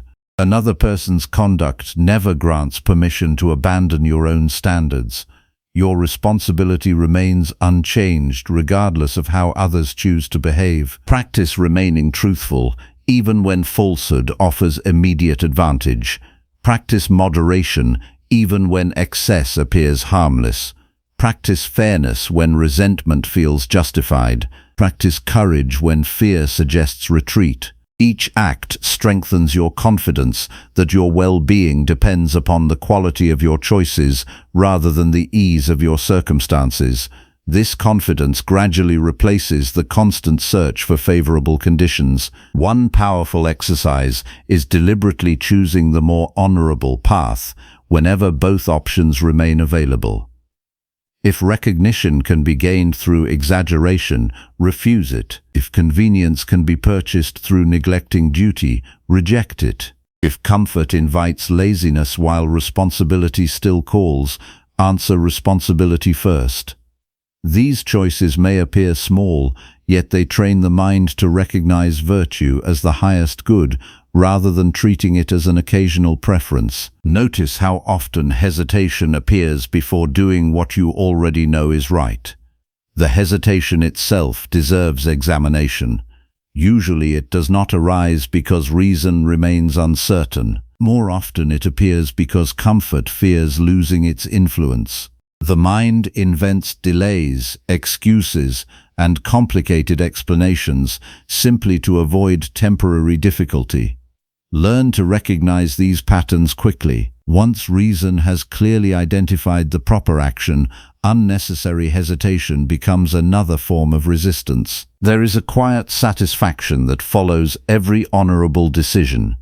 It differs completely from the excitement produced by pleasure.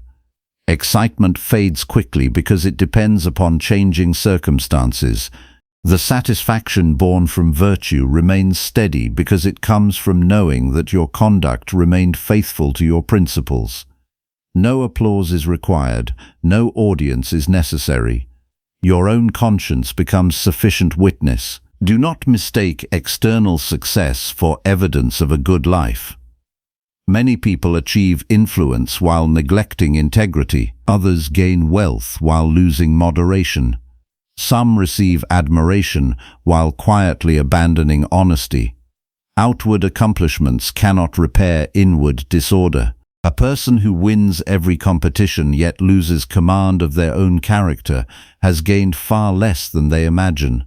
True success begins where reason governs action consistently regardless of public recognition. As you move through ordinary responsibilities, continually return your attention to what belongs entirely to you. You cannot guarantee the results of your efforts. You cannot determine how others interpret your intentions. You cannot prevent every obstacle from appearing. Yet you remain fully responsible for speaking honestly, acting fairly, fulfilling your duties, and governing your own judgments. Direct your energy toward these possessions because they remain secure under every circumstance. Whenever disappointment visits, ask whether you are grieving the loss of virtue or merely the loss of preference. This distinction changes everything. Most disappointments concern expectations rather than character.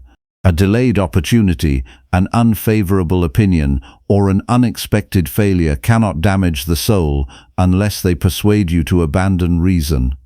Once this becomes clear, many burdens become lighter because you stop confusing external outcomes with your true good. Each evening, conduct a careful review before sleep. Ask yourself whether comfort quietly influenced your choices during the day. Did you remain silent when honesty required speech? Did you avoid necessary effort because ease seemed more attractive? Did impatience replace moderation? Did fear replace courage? Do not perform this examination with harshness. Perform it with sincere commitment to improvement. Every truthful observation prepares tomorrow's discipline. Another valuable practice is remembering that every decision strengthens whichever habit it serves. Choosing virtue today makes tomorrow's honorable choice slightly easier. Choosing comfort at the expense of principle makes compromise more familiar. Character develops through accumulation. No single decision defines your entire life, yet every decision contributes to the person you are becoming. This understanding gives ordinary moments tremendous importance. Resist the belief that discipline limits freedom. The opposite is true. A person ruled by comfort becomes predictable because every difficult feeling controls their behavior. They become dependent upon favorable circumstances before acting well. The disciplined person enjoys greater freedom because reason remains stronger than changing emotions. Such a person can remain just during criticism, moderate during abundance, courageous during uncertainty, and honest when deception appears profitable. This is genuine independence. You will not always feel eager to practice virtue. There will be mornings when fatigue argues against responsibility. There will be evenings when discouragement invites neglect. There will be seasons when repeated effort appears unnoticed. Continue anyway. Virtue does not become less valuable because enthusiasm has faded. In fact, its worth becomes even clearer when honorable action continues without emotional encouragement. Do not wait until you become perfect before expecting yourself to live according to reason. Improvement belongs to those who begin while still imperfect. Every honest effort weakens old habits and strengthens new ones. Every return to discipline after failure proves that character remains under construction rather than abandoned. The important question is never whether you stumbled yesterday. The important question is whether today's choices reflect a renewed commitment to what is right. Gradually, you will notice a profound change. Situations that once tempted compromise begin losing their influence. The attraction of immediate comfort weakens because your deepest satisfaction no longer depends upon avoiding difficulty. Your mind begins seeking consistency rather than convenience. Your decisions become clearer because virtue has become the fixed measure against which every choice is examined. People around you may misunderstand this way of living. Some will consider your discipline unnecessary. Others may wonder why you refuse opportunities that promise quick advantage. Let their opinions remain their own responsibility. Your task is not convincing others to admire your principles. Your task is preserving your own character through faithful obedience to reason.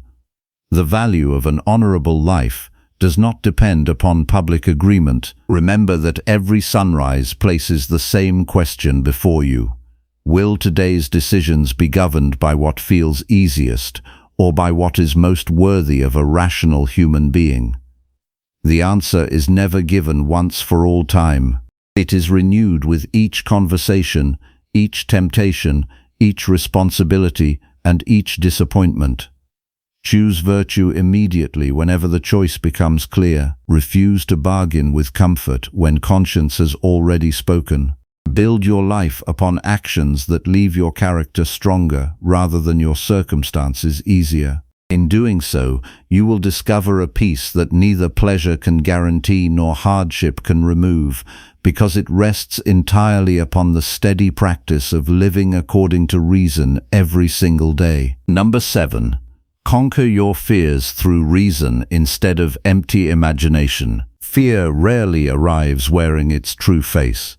It often disguises itself as careful planning, endless hesitation, or the belief that waiting a little longer will somehow make you ready. You tell yourself that you are simply being cautious, yet beneath that explanation your mind is surrendering authority to imagined outcomes that have never become reality.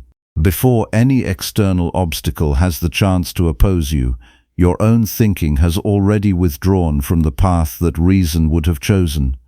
In this way, fear accomplishes its work long before the world has spoken. Look honestly at the worries that occupy your quiet moments. How many of them concern events that have not happened? How many exist only as stories repeatedly constructed inside your own mind? You imagine rejection before speaking. You anticipate failure before beginning. You rehearse loss before anything has been taken away. The body reacts as though these imagined scenes already exist, even though the present moment remains untouched by them. This is how fear steals today's strength in payment for tomorrow's uncertainty. The disciplined mind refuses to grant authority to imagination without examination. Not every picture created by the mind deserves belief. The ability to imagine is useful when guided by reason, yet destructive when separated from it. Once imagination begins ruling judgment, possibilities are mistaken for certainty. A single uncertain outcome becomes an inevitable disaster. The mind no longer observes reality. It begins obeying illusions of its own creation. You must learn to distinguish between what is present and what is projected. These are not the same. What is present can often be met with thoughtful action. What is projected usually exists beyond your reach because it has not yet become real. When you confuse these two, your attention abandons the only place where virtue can actually be practiced. You become occupied by futures that remain entirely outside your command while neglecting the responsibilities already waiting before you. Reason asks a different question whenever fear appears. Instead of asking whether something unpleasant might happen, ask whether your character depends upon preventing it. If the answer is no, much of fear immediately loses its force.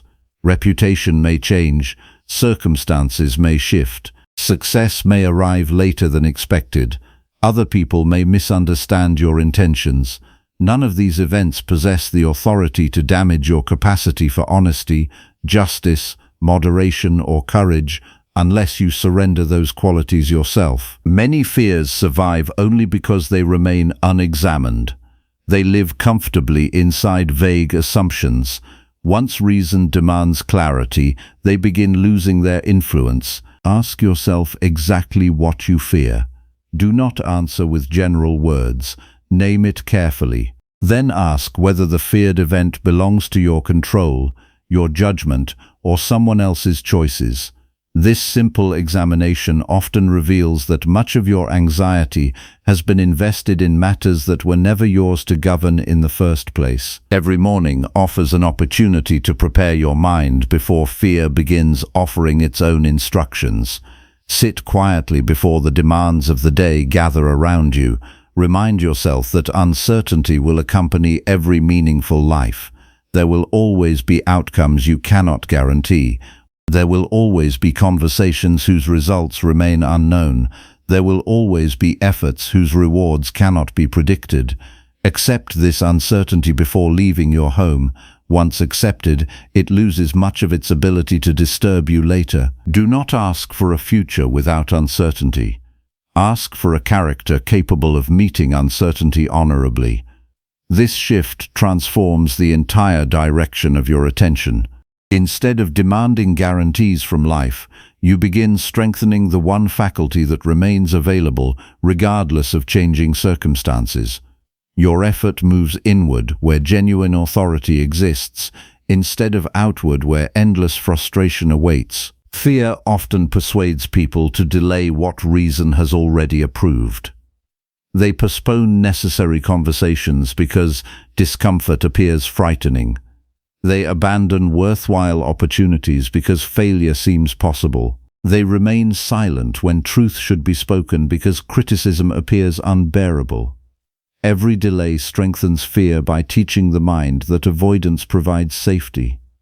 Yet avoidance never removes fear. It merely transfers today's unfinished struggle into tomorrow's burden. The only lasting answer to fear is disciplined action guided by reason. Once your judgment has determined that something is right, begin acting before imagination builds unnecessary resistance. Courage does not require the absence of fear. Courage requires refusing to allow fear the final decision. The mind grows stronger each time it proves that honorable action remains possible even while uncertainty remains present. Pay careful attention to the stories your thoughts create during moments of anxiety. Fear enjoys speaking in absolute language. It declares that everything will be ruined.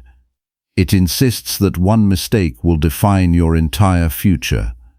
It predicts permanent failure from temporary setbacks. Such conclusions rarely arise from evidence. They arise from unchecked imagination seeking authority over your judgment. Meet these thoughts calmly. Ask what facts actually support them. Separate what you know from what you merely suppose. This practice gradually restores reason to its rightful place. Another useful discipline is reducing every challenge to its present reality. When fear expands a difficulty into something overwhelming, return your attention to the next immediate responsibility. If an important conversation awaits, prepare honestly rather than rehearsing endless imaginary outcomes. If a demanding task stands before you, complete the first necessary step instead of becoming consumed by the entire journey. Reason always works with what is available now. Fear prefers overwhelming possibilities because they discourage action before it begins. There are moments when fear disguises itself as concern for other people's opinions. You become hesitant because you imagine criticism, rejection, or misunderstanding. Yet another person's judgment never belongs entirely to your authority. You may choose your conduct with care, but you cannot command another mind to approve it.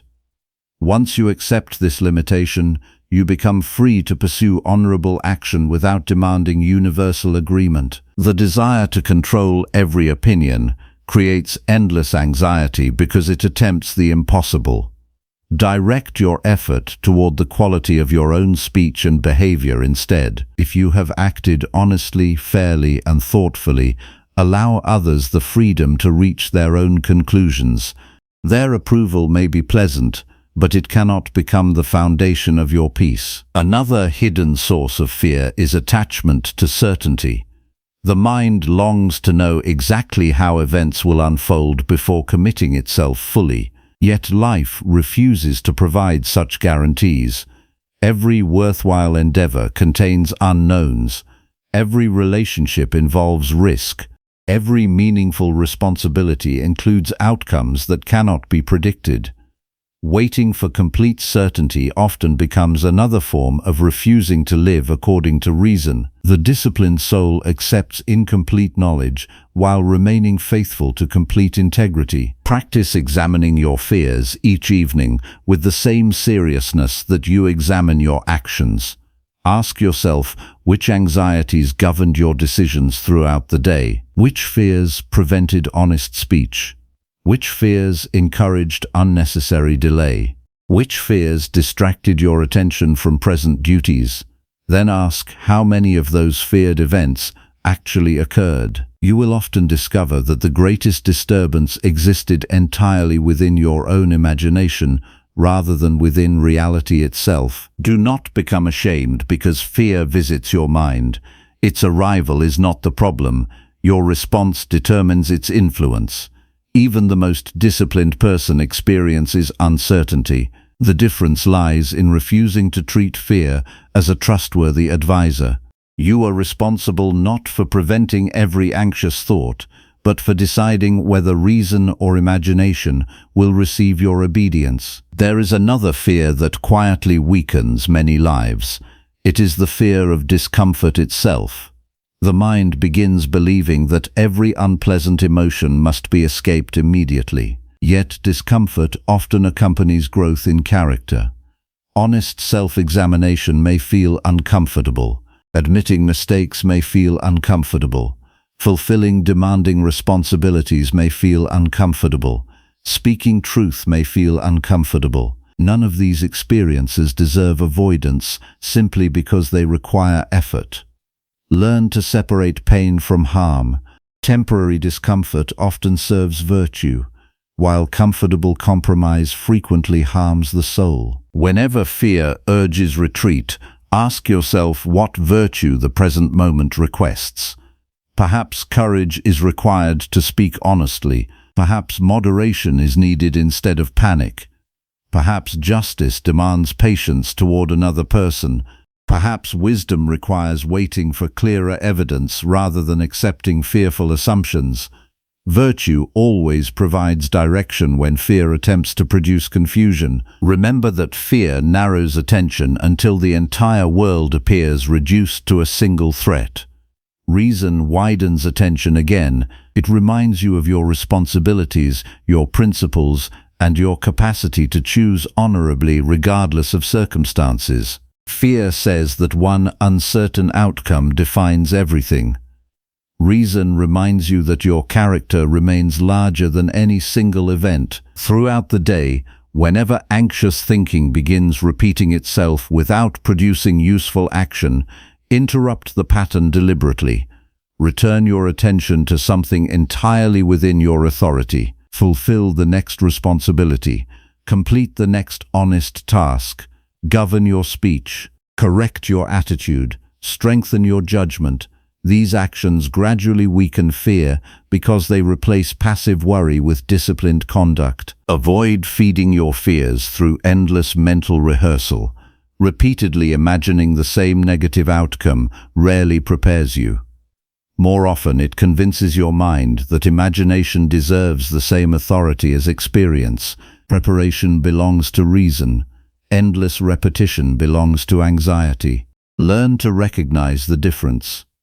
Once genuine preparation has been completed, continuing to revisit imagined disasters produces no additional wisdom. Do not compare your fears with those of other people.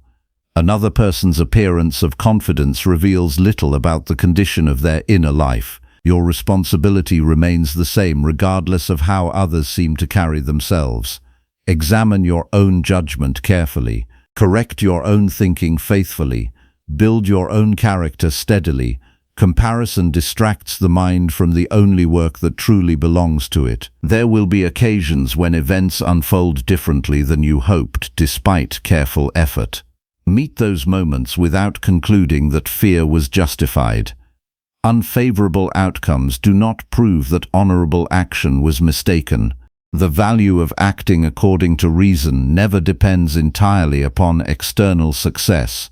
A just decision remains worthy even if others reject it. A courageous action remains valuable even if circumstances remain difficult. Virtue measures itself by the quality of intention and conduct, rather than by guaranteed results. As this practice becomes part of your daily life, you will notice that fear gradually loses its ability to command immediate obedience. It may still appear, but it no longer occupies the highest place within your judgment. You become slower to panic and quicker to examine. You become less concerned with imagined disasters and more attentive to present responsibilities. You begin trusting disciplined reason more than emotional prediction. Eventually, you discover that true confidence does not arise from believing nothing difficult will happen. It arises from knowing that whatever happens, your character remains capable of meeting it honorably. This confidence cannot be purchased through certainty because certainty never fully belongs to human life. It is earned through repeated acts of disciplined judgment performed in the presence of uncertainty. Each new day invites you to choose again. Will your actions be directed by imagined fears or by thoughtful reason? Will your attention remain trapped inside possibilities beyond your control, or will it return to the responsibilities already placed before you? Refuse to surrender your life to stories that reality has never confirmed. Train your mind to question fearful judgments before accepting them. Place your trust not in favorable outcomes, but in the steady cultivation of wisdom, justice, moderation, and courage. When reason becomes stronger than imagination, fear ceases to rule your choices, and your inner life becomes anchored in something no uncertain future can easily disturb. Number 8. Examine yourself honestly before judging the faults of others. One of the easiest tasks in life is noticing the weaknesses of another person. One of the hardest is looking into your own mind without excuses. The undisciplined soul prefers the first because it demands very little courage. It points outward, identifies mistakes, and feels briefly superior. Yet nothing within that process improves your own character. Every moment spent measuring another person's failures is a moment taken away from correcting your own judgment. The person who constantly searches for faults outside themselves may become highly skilled at criticism while remaining completely unfamiliar with the condition of their own soul. Consider how quickly your attention moves toward another person's behavior. A careless word catches your notice. An act of impatience remains in your memory. A broken promise occupies your thoughts. Your mind records these details with remarkable precision. Yet ask yourself how often you observe your own impatience with the same honesty.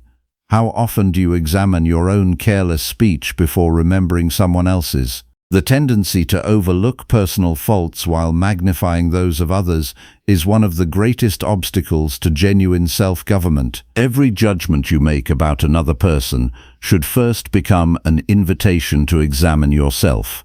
Before asking why someone else lacks patience, ask whether patience governs your own responses. Before condemning dishonesty, examine the places where convenience has tempted your own truthfulness. Before criticizing another person's pride, ask whether your own desire for recognition quietly directs your decisions.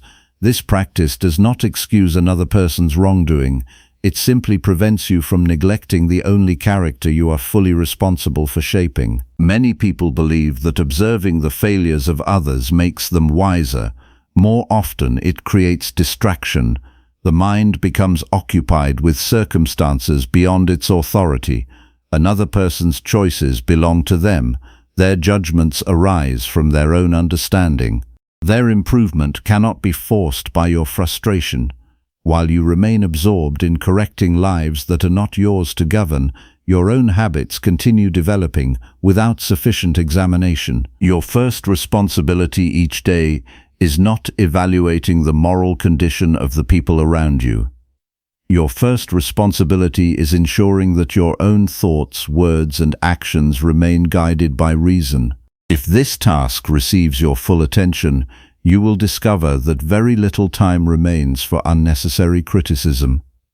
Self-examination demands energy, humility, and consistency. A person sincerely devoted to this work rarely feels superior because they continually recognize how much remains to be improved within themselves. Begin every morning by directing your attention inward before turning it outward.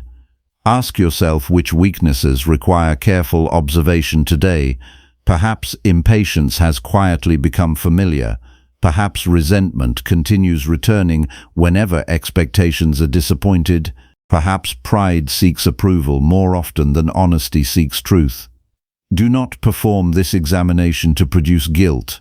Perform it because accurate knowledge of your own condition is the beginning of genuine progress. A physician cannot heal an illness that remains hidden. The soul cannot correct faults it refuses to acknowledge. Throughout the day, notice how quickly your mind creates judgments about other people. Someone interrupts you during conversation. Someone fails to meet your expectations. Someone behaves thoughtlessly. Before accepting your first reaction, pause and examine the judgment forming within you. Ask whether your interpretation is supported by clear evidence or merely by assumption. Many conflicts begin not because another person's intentions were known, but because they were imagined. The disciplined mind refuses to confuse appearance with certainty. You see only actions. You rarely see motives with complete clarity. A harsh reply may come from exhaustion rather than contempt. A delayed response may arise from difficulty rather than indifference. A mistake may reflect ignorance instead of malice. Reason reminds you that your understanding remains incomplete. This awareness produces caution before condemnation. Even when another person's fault becomes undeniable, your response remains entirely your own responsibility. Their conduct cannot determine the quality of your character unless you surrender your judgment to it. Another person's anger does not require your anger. Another person's dishonesty does not require your dishonesty. Another person's impatience does not require your impatience. Every encounter presents the same opportunity. Will you allow external behavior to govern your inner life, or will you remain faithful to reason regardless of what appears before you? Much unnecessary suffering arises from expecting flawless conduct from imperfect human beings. Reflect honestly upon your own history. Have you never spoken carelessly? Have you never acted from misunderstanding? Have you never failed to live according to your own principles? Remembering your own imperfections does not weaken justice, it strengthens humility. Once you recognize how often you yourself have required patience from others, extending patience becomes a more natural expression of wisdom. One valuable practice is replacing immediate criticism with sincere inquiry.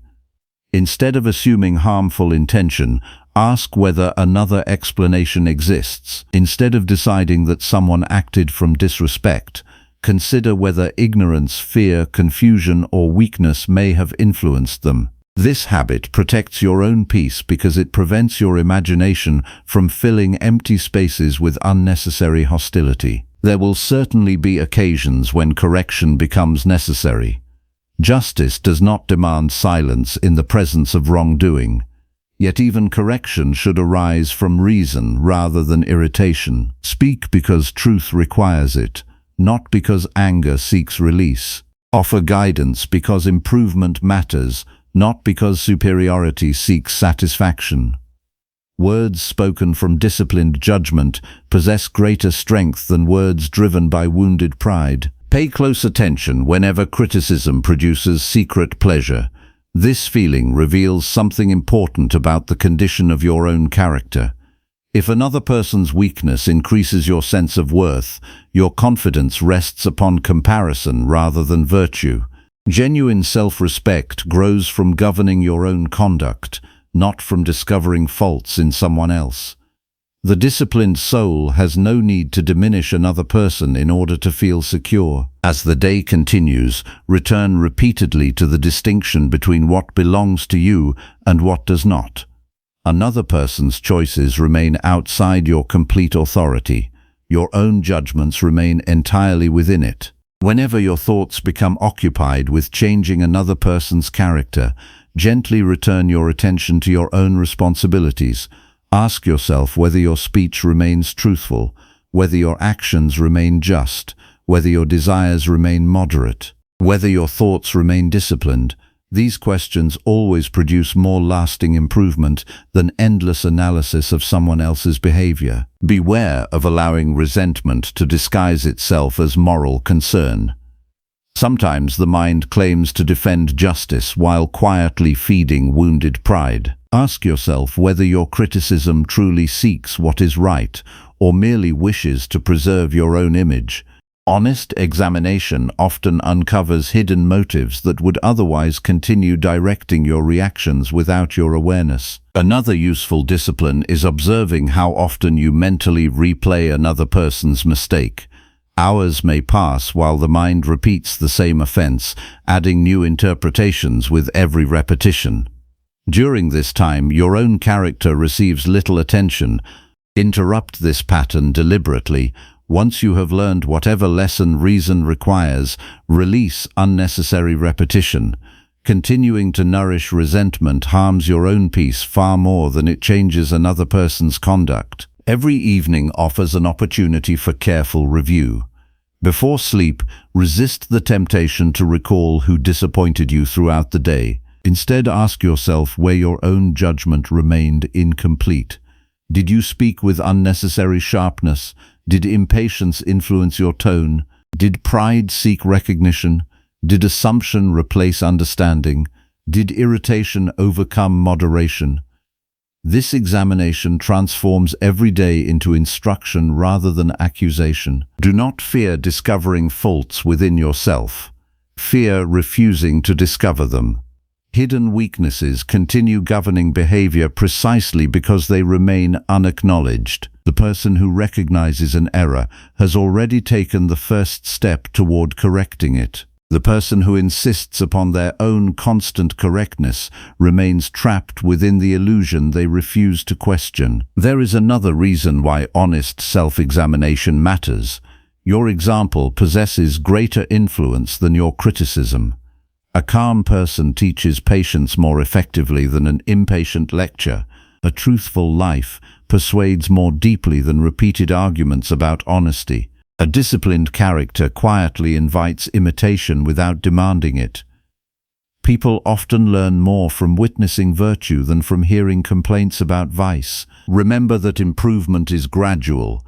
You will still notice faults in others because observation belongs naturally to the human mind.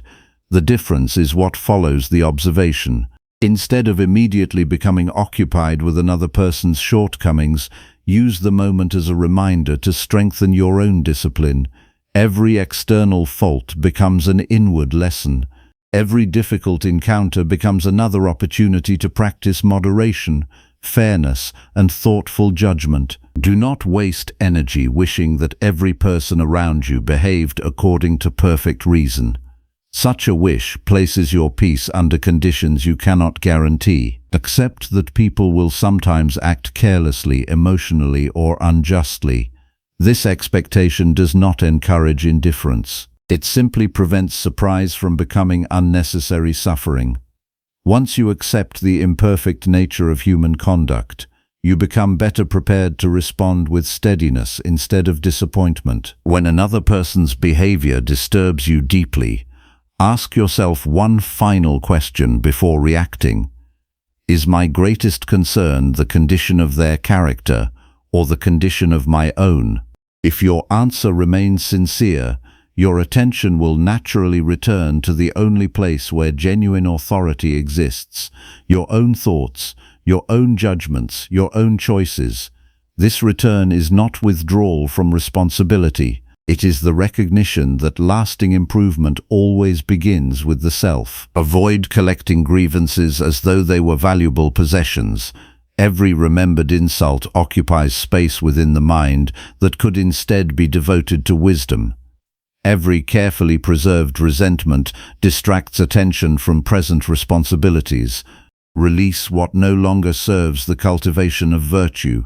Holding tightly to another person's mistakes does not strengthen justice. It merely prolongs disturbance within your own soul. As your discipline matures, you will notice a quiet transformation. You become slower to accuse and quicker to examine. You become less interested in assigning blame and more interested in understanding your own responses. Conversations become calmer because your words arise from reflection rather than impulse. Relationships become steadier because assumption no longer governs every interaction. Most importantly, your inner life becomes more peaceful because it is no longer consumed by endless evaluation of circumstances beyond your control. This does not mean you become blind to wrongdoing. It means you refuse to let another person's conduct distract you from your own highest responsibility. Justice remains important, but justice begins with governing yourself. Wisdom remains necessary, but wisdom first examines its own judgments. Courage remains essential, but courage includes the willingness to confront personal weakness before exposing the weakness of others.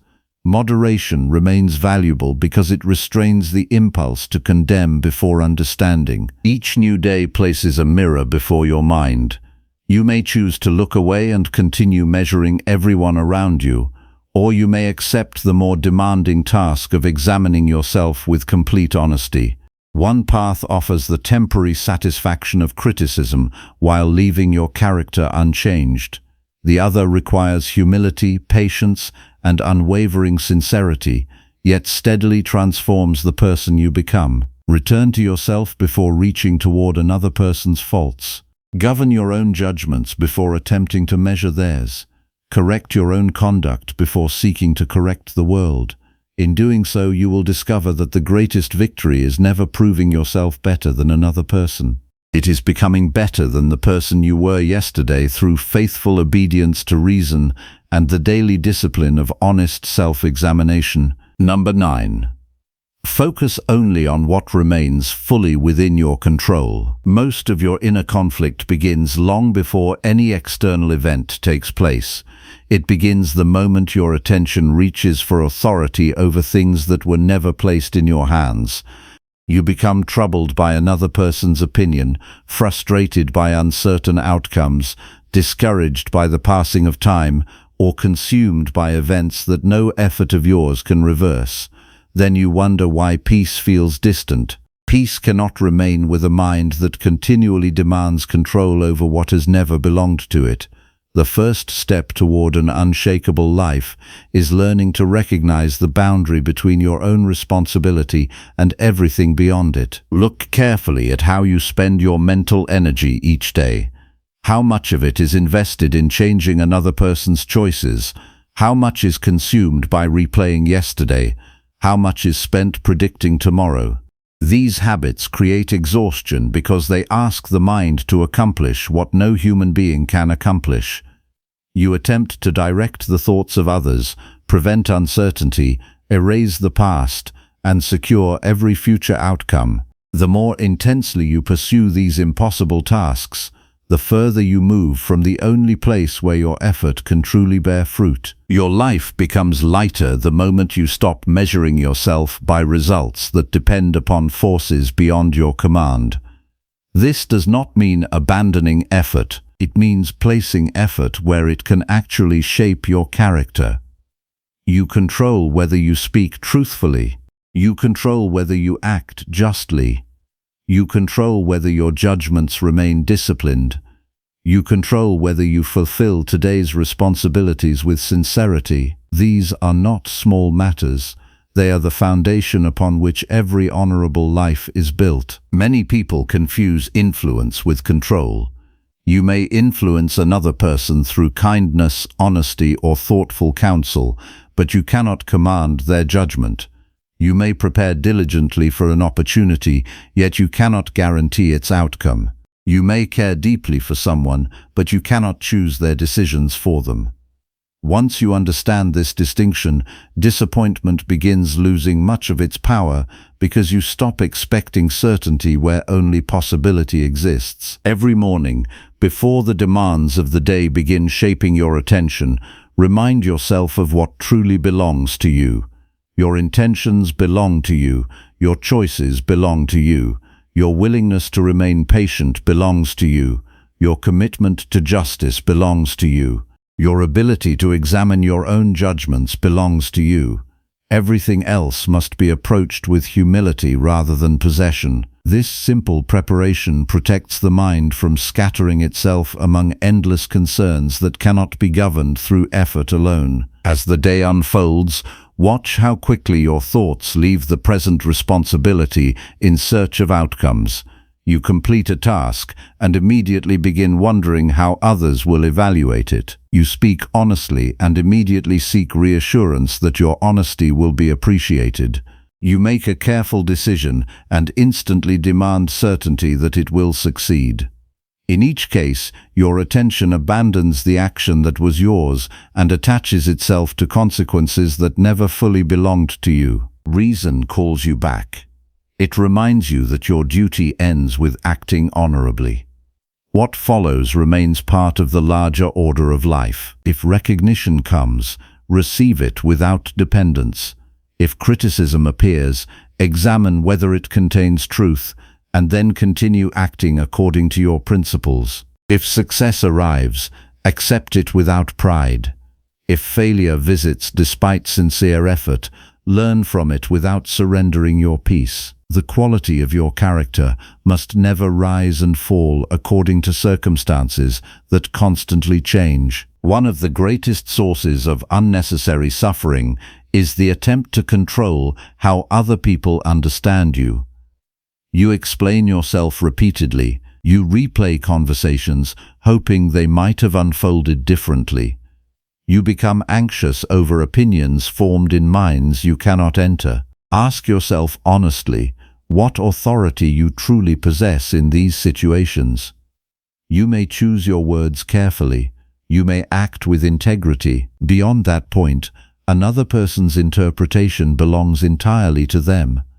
Do not imprison your peace inside judgments you cannot direct. This same principle applies to the passage of time. Many people resist reality because they cannot accept what has already occurred. They return repeatedly to past mistakes, imagining different decisions that can no longer be made. Reflection becomes valuable only when it produces wiser judgment in the present. Once the lesson has been learned, continuing to argue with yesterday serves no purpose. The past cannot be governed. Your present conduct still can. Likewise, the future deserves preparation rather than possession. Plan carefully where reason permits, but never confuse planning with certainty. The future remains open because countless causes exist beyond your authority. You strengthen yourself not by demanding guarantees, but by preparing your character to meet whatever arrives with steadiness and dignity. This shift frees enormous energy that would otherwise disappear into endless worry. Whenever your mind becomes disturbed, pause before blaming the situation. Instead, ask a quieter question. Have I attached my peace to something outside my own judgment? This question often uncovers the true source of inner conflict. Perhaps you expected another person to behave according to your wishes. Perhaps you demanded immediate success from an uncertain effort. Perhaps you insisted that life unfold according to your preferred schedule. In each case, suffering arose not because reality violated reason, but because expectation exceeded rightful authority. Another daily practice is reducing every challenge to its proper sphere. When a difficulty appears, divide it carefully. Which part belongs entirely to your conduct? Which part depends upon external circumstances? Give your full attention to the first and release your demand over the second.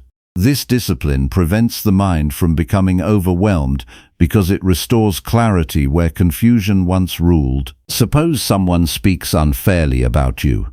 Their words belong to them. Your response belongs to you. Suppose a long-awaited opportunity disappears unexpectedly. The event belongs to fortune. Your perseverance belongs to you. Suppose another person refuses your kindness. Their decision belongs to them. Your willingness to continue acting justly belongs to you. Every situation contains this distinction if you are patient enough to discover it. Be cautious whenever your emotions begin insisting that everything must be resolved immediately. The desire for total control often disguises itself as urgency. The mind believes that peace cannot return until every uncertainty disappears. Yet uncertainty is woven into the fabric of human life. Waiting for complete control before allowing yourself tranquility means postponing peace indefinitely. Instead, anchor your stability in what remains available, regardless of changing conditions. Your judgments, your intentions, and your actions remain yours even while the world continues unfolding beyond prediction. Another mistake frequently made is allowing external success to become the measure of personal worth. You work diligently, yet another person receives recognition. You remain faithful to your responsibilities, yet the outcome disappoints you. If your confidence depends entirely upon results, every unexpected event gains authority over your emotional life. Replace this measure with one that cannot be taken away. Ask whether you acted according to reason. Ask whether you remained honest despite pressure. Ask whether justice guided your decisions. These questions always remain within your reach. Train yourself throughout the day to return repeatedly to the present action. Not the next month, not next year, not endless imagined possibilities. The present responsibility deserves your full attention because it is the only place where virtue can actually be practiced. A just action belongs to the present. Honest speech belongs to the present. Self-restraint belongs to the present. Wisdom belongs to the present. The future will eventually arrive as another present moment requiring the same disciplined response. There will be occasions when sincere effort produces painful outcomes. Do not conclude that reason has failed you. Your responsibility was never to command the result. Your responsibility was to govern your own conduct faithfully. The value of honorable action does not disappear because external events refuse to cooperate. Integrity remains valuable even when misunderstood. Courage remains valuable even when unsuccessful. Moderation remains valuable even when unnoticed. Virtue carries its worth within itself. Each evening, review your day by asking where your attention wandered beyond its rightful boundaries. Did you become consumed by another person's opinion? Did you spend unnecessary energy fearing uncertain outcomes? Did you replay events that could no longer be changed? Did you neglect today's duties while worrying about tomorrow? These questions reveal where your mind quietly surrendered its own freedom by seeking control where none could be found. Do not judge yourself harshly when you discover these habits. Instead, recognize them as opportunities for clearer understanding. Every return to reason strengthens the mind. Every correction builds steadier judgment. Improvement does not require perfection. It requires honest awareness, followed by consistent practice. Another valuable exercise is welcoming interruptions as opportunities rather than insults. Plans will change, delays will occur, unexpected responsibilities will appear. Instead of demanding that the day obey your expectations, ask what virtue the new situation requires. Perhaps patience is now needed, perhaps flexibility, perhaps perseverance. By shifting attention from controlling events to governing your response, frustration gradually loses its authority. Notice how much unnecessary comparison disappears once your attention returns to your own responsibilities. Another person's achievements no longer diminish your peace because their path was never yours to command. Another person's possessions no longer determine your contentment because your character remains the true measure of your life. Envy weakens whenever you stop measuring yourself according to circumstances outside your own conduct. The disciplined soul understands that freedom is not the ability to arrange every event according to preference. Freedom is the ability to preserve reason regardless of what events unfold. External conditions may change without warning. Health may decline. Wealth may increase or disappear. Relationships may deepen or end. Public opinion may rise or fall. Through all these changes, one possession remains secure if you choose to protect it. Your capacity to judge wisely and act honorably remains available until you willingly abandon it. Many people spend years attempting to secure peace by organizing the external world. They believe that once every problem has been solved and every uncertainty removed, tranquility will finally appear. Yet life continues presenting new conditions, new people, and new challenges. Peace built upon perfect circumstances will always remain temporary.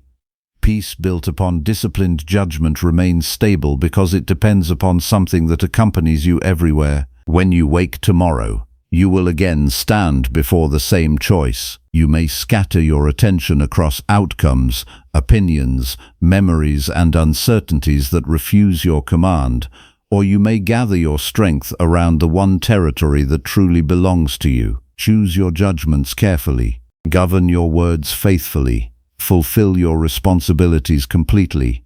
Accept what follows without complaint or attachment. Return your mind again and again to the work that reason has placed directly before you. The more faithfully you practice this discipline, the quieter your inner life becomes. Not because difficulties disappear, but because you no longer demand authority over what was never yours. Your energy becomes focused rather than divided. Your thoughts become clearer because they are no longer chasing impossible control. Your actions become steadier because they arise from conviction instead of anxiety. Eventually you discover that the strongest person is not the one who commands every circumstance. The strongest person is the one who remains master of their own judgment while circumstances continue changing beyond their command. In that mastery you find a freedom that cannot be granted by fortune and cannot be taken away by it. Number 10. Live each day as your final opportunity for virtue. You move through life as if time is guaranteed, as if tomorrow is owed to you, as if there will always be another chance to correct what you avoid today. This assumption weakens the mind more than any external hardship ever could. It creates delay where clarity already exists. It produces hesitation where action is required. It allows the soul to drift through days without urgency, as though virtue can always be postponed without consequence, yet no one receives certainty about tomorrow. Only the present moment is placed fully within your reach, and even that slips away as soon as you refuse to use it well. If you understood that this day might be the last full opportunity to govern your character, your attention would immediately change shape. You would stop negotiating with unnecessary impulses. You would stop defending habits that weaken your judgment. You would stop investing energy in matters that have nothing to do with the quality of your soul. Instead, every action would be measured by a single question. Does this strengthen or weaken my capacity to live according to reason right now? Nothing else would matter more than that question. Most people behave as though life is a sequence of endless rehearsals. They speak carelessly because they assume there will be time to repair harm later. They avoid honest reflection because they believe they can always face themselves tomorrow. They delay discipline because they imagine future motivation will arrive more reliably than present effort. This pattern creates a quiet erosion of character. Each postponed responsibility teaches the mind that integrity is optional rather than essential. The disciplined mind does not wait for crisis to awaken seriousness. It treats each ordinary moment as complete in itself. You do not require dramatic events to justify honorable conduct. You do not need special circumstances to practice patience, honesty, or restraint. Every interaction already contains sufficient material for virtue. Every conversation already offers an opportunity to speak with clarity. Every decision already presents a chance to align action with reason. Begin your morning with this recognition. Before you step into the demands of the day, remind yourself that the present is the only domain where your character can be formed. You do not control whether the day becomes easy or difficult.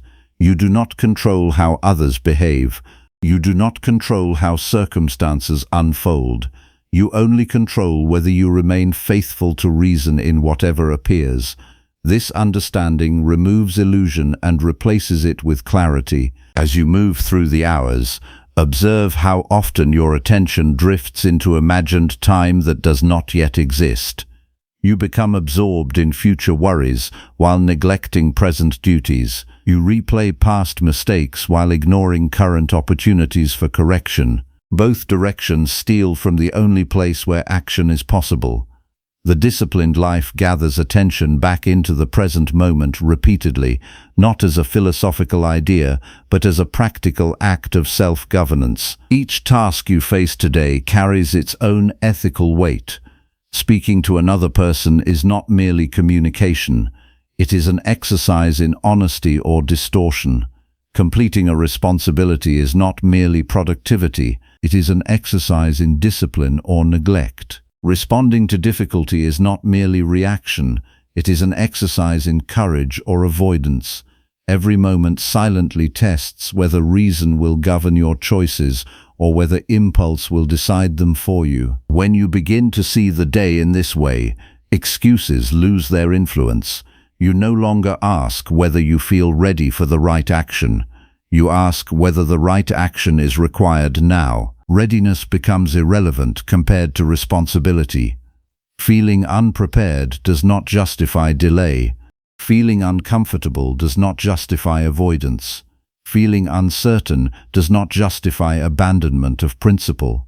The standard remains unchanged because the nature of virtue does not depend on mood. There will be moments when you notice resistance within yourself.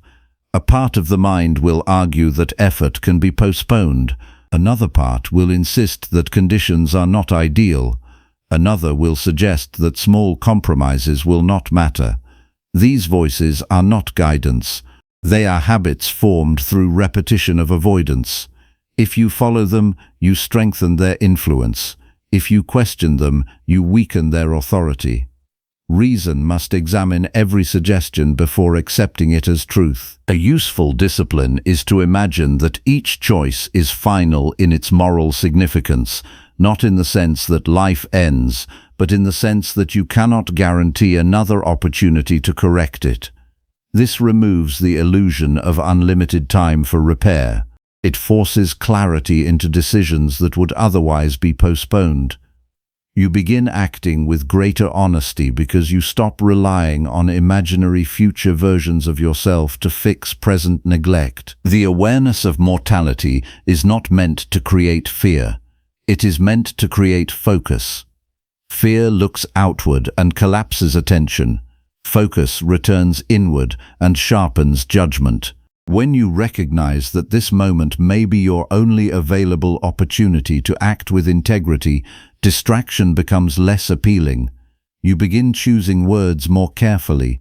You begin completing responsibilities more fully. You begin treating each encounter with greater seriousness because nothing about it is guaranteed to repeat. Many people live as though they are accumulating days rather than using them. They believe life is measured in duration rather than in quality of character. Yet time alone does not determine the worth of a life. The quality of each decision determines it. A single day governed by clear reason holds more value than many days spent in confusion and avoidance.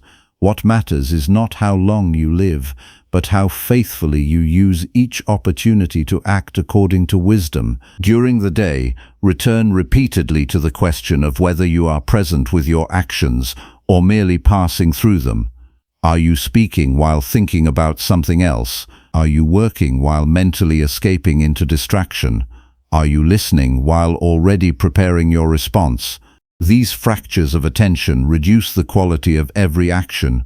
The disciplined mind learns to inhabit each moment fully because divided attention weakens both judgment and conduct. When difficulty arises, remember that this moment is not an interruption of your life. It is part of your life. It is not a delay in your progress toward virtue. It is the very place where virtue is practiced. A conversation that challenges your patience is not an obstacle to your development. It is the exact situation where patience must be exercised. A task that feels tedious is not separate from discipline. It is discipline in action. Nothing needs to change externally for virtue to be available. Even relationships benefit from this perspective.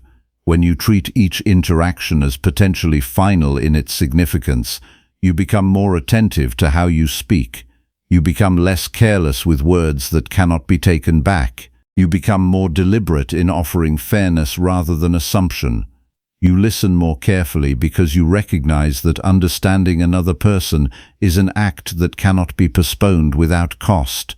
Every encounter gains weight when viewed through the awareness that it will not repeat in exactly the same form. There is also a quiet liberation that comes from living this way. When you stop depending on future time for correction, you stop carrying the burden of endless postponement. Regret loses its grip because you are no longer delaying what reason already demands. Anxiety weakens because you are no longer building your peace upon uncertain future conditions. The mind becomes lighter, not because life becomes easier, but because internal resistance decreases. At the end of each day, examine not only what you did, but how you treated the opportunity of the day itself. Did you use it with seriousness, or did you drift through it expecting more time than you were guaranteed? Did you act with awareness that each moment mattered, or did you treat moments as replaceable?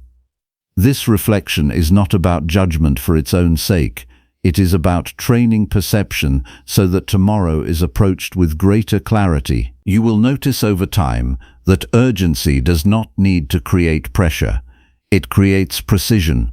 When you understand that each moment is complete in itself, you stop scattering effort across imagined futures. You focus more deeply on the task before you. You speak more honestly because you recognize there may not be another chance to clarify meaning. You act more justly because you realize delay is itself a form of neglect. Do not imagine that living with this awareness diminishes joy. It does not remove appreciation for life. It removes waste. It removes hesitation where clarity exists. It removes the habit of postponing integrity in favor of comfort. What remains is a life more concentrated, more deliberate, and more aligned with reason. Each moment becomes an opportunity not for anxiety, but for conscious action guided by virtue. If this were the final day available to you, you would not waste it in unnecessary complaint.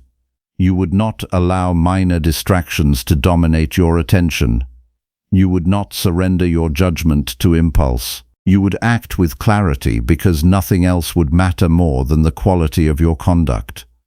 The truth is that every day carries this same structure, even if the mind refuses to recognize it. The opportunity is always complete.